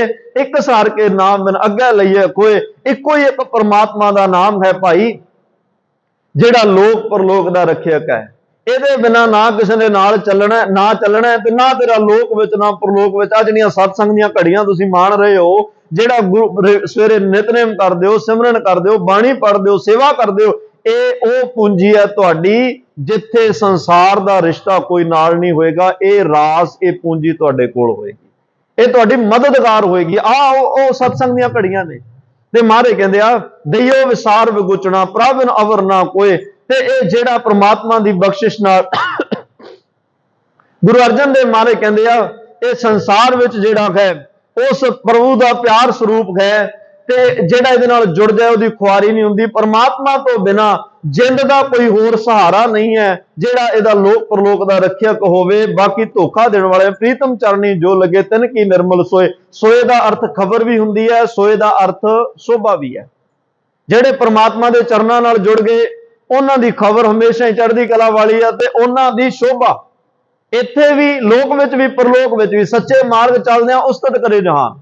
ਉਹਨਾਂ ਦੀ ਸ਼ੋਭਾ ਜੁਗ ਜੁਗ ਨਿਰਮਲ। ਨਾਨਕ ਕੀ ਪ੍ਰਭ ਬੇਨਤੀ ਪ੍ਰਭ ਮਿਲੋ ਪ੍ਰਾਪਤ ਹੋਏ। ਨਾਨਕ ਧੰਨ ਗੁਰੂ ਨਾਨਕ ਸਾਹਿਬ ਬੇਨਤੀ ਕਰ ਰਹੇ ਆ ਕਿ ਆ ਵਿਸਾਖ ਦਾ ਮਹੀਨਾ, ਕਿਰਪਾ ਕਰੋ ਮੈਨੂੰ ਪ੍ਰਮਾਤਮਾ ਮਿਲਾਪ ਬਖਸ਼ਿਸ਼ ਕਰੋ, ਮੇਰਾ ਤੁਹਾਡੇ ਨਾਲ ਮਿਲਾਪ ਹੋਵੇ। ਕਿਤੇ ਵਿਸਾਖ ਵਿੱਚ ਵੀ ਮੈਂ ਵਿਛੜੇ ਨਾ ਰਹਿ ਜਾਵਾਂ, ਵਿਸਾਖ ਵਿੱਚ ਵੀ ਕਿਤੇ ਮੇਰੇ ਅੰਦਰ ਇਦਾਂ ਦਾ ਹੀ ਨਾ ਹੋਵੇ ਜਿਵੇਂ ਪੱਤਝੜ ਵਿੱਚ ਸੀ। ਮੈਂ ਵਿਸਾਖ ਵਿੱਚ ਖਿੜਨਾ ਚਾਹੁੰਦਾ, ਖੁਸ਼ੀਆਂ ਮੰਨਣੀਆਂ ਚਾਹੁੰਦਾ। ਵੈਸਾਖ ਸੁਹਾਵਾ ਤਾਂ ਲੱਗੇ ਜਾਂ ਸੰਤ ਭੇਟੈ ਹਰ ਸੋਏ। ਵੈਸਾਖ ਦਾ ਮਹੀਨਾ ਭਾਈ ਚੰਗਾ ਹੀ ਉਹਨਾਂ ਲਈ ਹੈ, ਉਹਨਾਂ ਨੂੰ ਵਧੀਆ ਲੱਗਦਾ ਹੈ ਜਿਨ੍ਹਾਂ ਨੇ ਗੁਰੂ ਦੇ ਰਾਹੀਂ, ਗੁਰਸੰਗਤ ਰਾਹੀਂ ਪਰਮਾਤਮਾ ਨੂੰ ਪਾ ਲਿਆ, ਗੁਰੂ ਨੂੰ ਪਾ ਲਿਆ, ਤੇ ਆਪਣਾ ਜੀਵਨ ਜਿਹੜਾ ਗੁਰੂ ਚਰਨਾਂ ਵਿੱਚ ਭੇਟ ਕਰ ਦਿੱਤਾ, ਸਵਾਸ ਭੇਟ ਕਰ ਦਿੱਤੇ, ਤੇ ਆਪਣਾ ਇਹ ਸਵਾਸ ਗੁਰੂ ਦੇ ਲੇਖੇ ਲਾ ਦਿੱਤਾ। ਤੇ ਇਸ ਵੈਸਾਖ ਦੇ ਮਹੀਨੇ ਵਿੱਚ ਪਰਮਾਤਮਾ ਨਾਲ ਆਪਣੇ ਜੀਵਨ ਦਾ ਸੰਬੰਧ ਜੋੜ ਲਿਆ। ਉਹਨਾਂ ਦਾ ਇਹ ਵਿਸਾਖ ਮਹੀਨਾ ਵੀ ਸਫਲ, ਔਰ ਉਹਨਾਂ ਦਾ ਮਨੁੱਖਾ ਜੀਵਨ ਵੀ ਸਫਲ। ਇਹ ਗੁਰੂ ਅਰਜਨ ਦੇਵ ਪਾਤਸ਼ਾਹ ਦਾ ਹੁਕਮ ਹੈ। ਵਿਸਾਖ ਦੇ ਮਹੀਨੇ ਵਿੱਚ ਅਸੀਂ ਵਿਛੜਿਆਂ ਨੇ ਪਰਮਾਤਮਾ ਨਾਲ ਜੁੜਨਾ, ਤੇ ਵਿਸਾਖ ਦੇ ਮਹੀਨੇ 'ਚ ਹੀ ਸਾਨੂੰ ਨਵਾਂ ਸਰੂਪ ਮਿਲਿਆ, ਨਵੀਂ ਦਿੱਖ ਮਿਲੀ ਆ, ਨਵਾਂ ਵੇਸ, ਨਵਾਂ ਪਹਿਰਾਵਾ, ਸਭ ਕੁਝ ਨਵਾਂ ਮਿਲਿਆ। ਜੇ ਆਪਾਂ ਅੱਜ ਵੀ ਜੀਵਨ ਪੁਰਾਣਾ ਹੀ ਲੈ ਕੇ ਫਿਰੀ ਜਾਵਾਂਗੇ, ਫਿਰ ਇਹਦੇ ਵਿੱਚ ਕਿਸੇ ਦਾ ਕਸੂਰ ਨਹੀਂ ਸਾਡਾ ਹੋਏਗਾ। ਇਸ ਲਈ ਇਹ ਜ਼ਰੂਰ ਘਰ 'ਚ ਬੈਠ ਕੇ ਚਿੰਤਨ ਕਰਿਓ। ਬੜਾ ਸਮਾਂ ਹੋ ਗਿਆ, ਅਸੀਂ ਕੋਠੀਆਂ ਵਾਲੇ ਹੋ ਗਏ, ਅਸੀਂ ਕਾਰਾਂ ਵਾਲੇ ਹੋ ਗਏ, ਅਸੀਂ ਪੈਸਿਆਂ ਵਾਲੇ ਹੋ ਗਏ। ਮਾੜਾ ਜਿਹਾ ਸੋਚ ਕੇ ਜ਼ਰੂਰ ਵੇਖਿਓ ਕਿ ਗੁਰੂ ਵਾਲੇ ਹੋਏ ਕਿ ਨਹੀਂ ਹੋਏ, ਗੁਰੂ ਵਾਲੇ ਬਣੇ ਕਿ ਨਹੀਂ ਬਣੇ। ਕਾਰਾਂ, ਕੋਠੀਆਂ, ਗੱਡੀਆਂ ਵਾਲੇ ਬਣ ਗਏ, ਗੁਰੂ ਵਾਲੇ ਬਣਨਾ ਇਹੀ ਸਾਡੇ ਜੀਵਨ ਦਾ ਮਨੋਰਥ ਹੈ, ਜਿਸ ਕਰਕੇ ਜੀਵਨ ਲੋਕ ਸੁਖੀਏ। ਪਰਲੋਕ ਸੁਹੇਲੇ ਨਾਨਕ ਹਰ ਪ੍ਰਭ ਆਪੇ ਮਿਲੇ ਦੇ ਅਸੀਂ ਭਾਗੀ ਬਣ ਸਕਾਂਗੇ। ਇੰਨੀਆਂ ਬੇਨਤੀਆਂ ਪ੍ਰਵਾਨ ਹੋਈਆਂ, ਬੇਅੰਤ ਭੁੱਲਾਂ ਦੀ ਖਿਮਾ ਦੇਹੋ ਸੱਜਣ ਅਸੀਸੜੀਆਂ ਜੋ ਹੋਵੇ। ਸਾਹਿਬ ਸਿਉ ਮੇਲ। ਅੰਤ ਵਿੱਚ ਗੁਰਦੁਆਰਾ ਪ੍ਰਬੰਧਕ ਕਮੇਟੀ ਵੱਲੋਂ, ਇਥੋਂ ਦੇ ਗ੍ਰੰਥੀ ਸਾਹਿਬਾਨ ਵੱਲੋਂ, ਦਾਸ ਵੱਲੋਂ, ਜਿੰਨੀ ਵੀ ਸੰਗਤ ਗੁਰੂ ਸਾਹਿਬ ਦੇ ਚਰਨਾਂ 'ਚ ਬੈਠੇ ਹੋ, ਲਾਈਵ ਦੇਖ ਰਹੇ ਹੋ, ਸਾਰਿਆਂ ਨੂੰ ਖਾਲਸਾ ਪੰਥ ਦੇ ਸਾਜਨਾ ਦਿਵਸ ਦੀਆਂ ਕਰੋੜਾਂ ਵਾਰ, ਅਣਗਿਣਤ ਵਾਰ ਵਧਾਈਆਂ ਹੋਣ। ਔਰ ਗੁਰੂ ਚਰਨਾਂ 'ਚ ਅਰਦਾਸ ਹੈ ਸਾਰਿਆਂ ਨੂੰ ਸਤਿਗੁਰੂ ਅਮਰ ਦੀ ਦਾਤ, ਅੰਮ੍ਰਿਤ ਨਾਮ ਦੀ ਦਾਤ, ਅੰਮ੍ਰਿਤ ਬਾਣੀ ਦੀ ਦਾਤ ਬਖਸ਼ਿਸ਼ ਕਰਕੇ ਆਪਣੇ ਚਰਨਾਂ ਨਾਲ ਜੋੜਨ, ਜਿਸ ਕਰਕੇ ਜੀਵਨ ਲੋਕ ਸੁਖੀਏ ਪਰਲੋਕ ਸੁਹੇਲੇ। ਨਾਨਕ ਹਰ ਪ੍ਰਭ ਆਪੇ ਮਿਲੇ ਦੇ ਭਾਗੀ ਬਣ ਸਕੀਏ। ਹੋਈਆਂ ਬੇਅੰਤ ਭੁੱਲਾਂ ਦੀ ਖਿਮਾ ਦੇਹੋ ਸੱਜਣ ਅਸੀਸੜੀਆਂ ਜੋ ਹੋਵੇ। ਸਾਹਿਬ ਸਿਉ ਮੇਲ। ਆਓ ਸਾਰੀ ਸੰਗਤ ਆਨੰਦ ਸਾਹਿਬ ਦੀ ਬਾਣੀ 'ਚ ਰਸਨਾ ਪਵਿੱਤਰ ਕਰੋ ਜੀ। ਫਿਰ ਅਰਦਾਸ ਬੇਨਤੀ ਵਿੱਚ ਜੁੜਾਂਗੇ। ਕੋਈ ਵੀ ਰਸਨਾ ਵਾਂਝੀ ਨਾ ਰਵੇ। ਆਨੰਦ ਸਾਹਿਬ ਰਾਮ ਕਲੀ ਮਹੱਲਾ ਤੀਜਾ। ਆਨੰਦ ਇੱਕ ਓੰਕਾਰ ਸਤਿਗੁਰ ਪ੍ਰਸਾਦ। ਆਨੰਦ ਪਿਆ ਮੇਰੀ ਮਾਏ ਸਤਿਗੁਰੂ ਮੈਂ ਪਾਇਆ। ਰਾਗ ਰਤਨ ਪਰਵਾਰ ਭਰੀਆਂ ਸ਼ਬਦ ਗਾਵਣ ਆਈਆਂ। ਕਹਿ ਨਾਨਕ ਆਨੰਦ ਹੋਆ ਸਤਿਗੁਰੂ ਮੈਂ ਪਾਇਆ। ਹਰ ਨਾਲ ਰਹੋ ਤੂੰ ਮਨ ਮੇਰੇ ਦੁਖ ਸਭ ਵਿਸਾਰਣਾ। ਸਭਨਾ ਗੱਲਾਂ ਸਮਰੱਥ ਸੁਆਮੀ ਸੋ ਕਿਉ ਮਨੋ ਵਿਸਾਰੇ। ਸਾਚੇ ਸਾਹਿਬਾ ਕਿਆ ਨਹੀਂ ਕਰਤੇ ਰਹਿ। ਸਦਾ ਸੁਰਤ ਸਲਾਹ ਤੇਰੀ ਨਾਮ ਮਨ ਵਸਾਵੇ। ਕਹਿ ਨਾਨਕ ਸੱਚੇ ਸਾਹਿਬ ਕਿਆ ਨਹੀਂ ਕਰਤੇ ਰਹਿ। ਸਾਚਾ ਨਾਮ ਮੇਰਾ ਆਧਾਰੋ।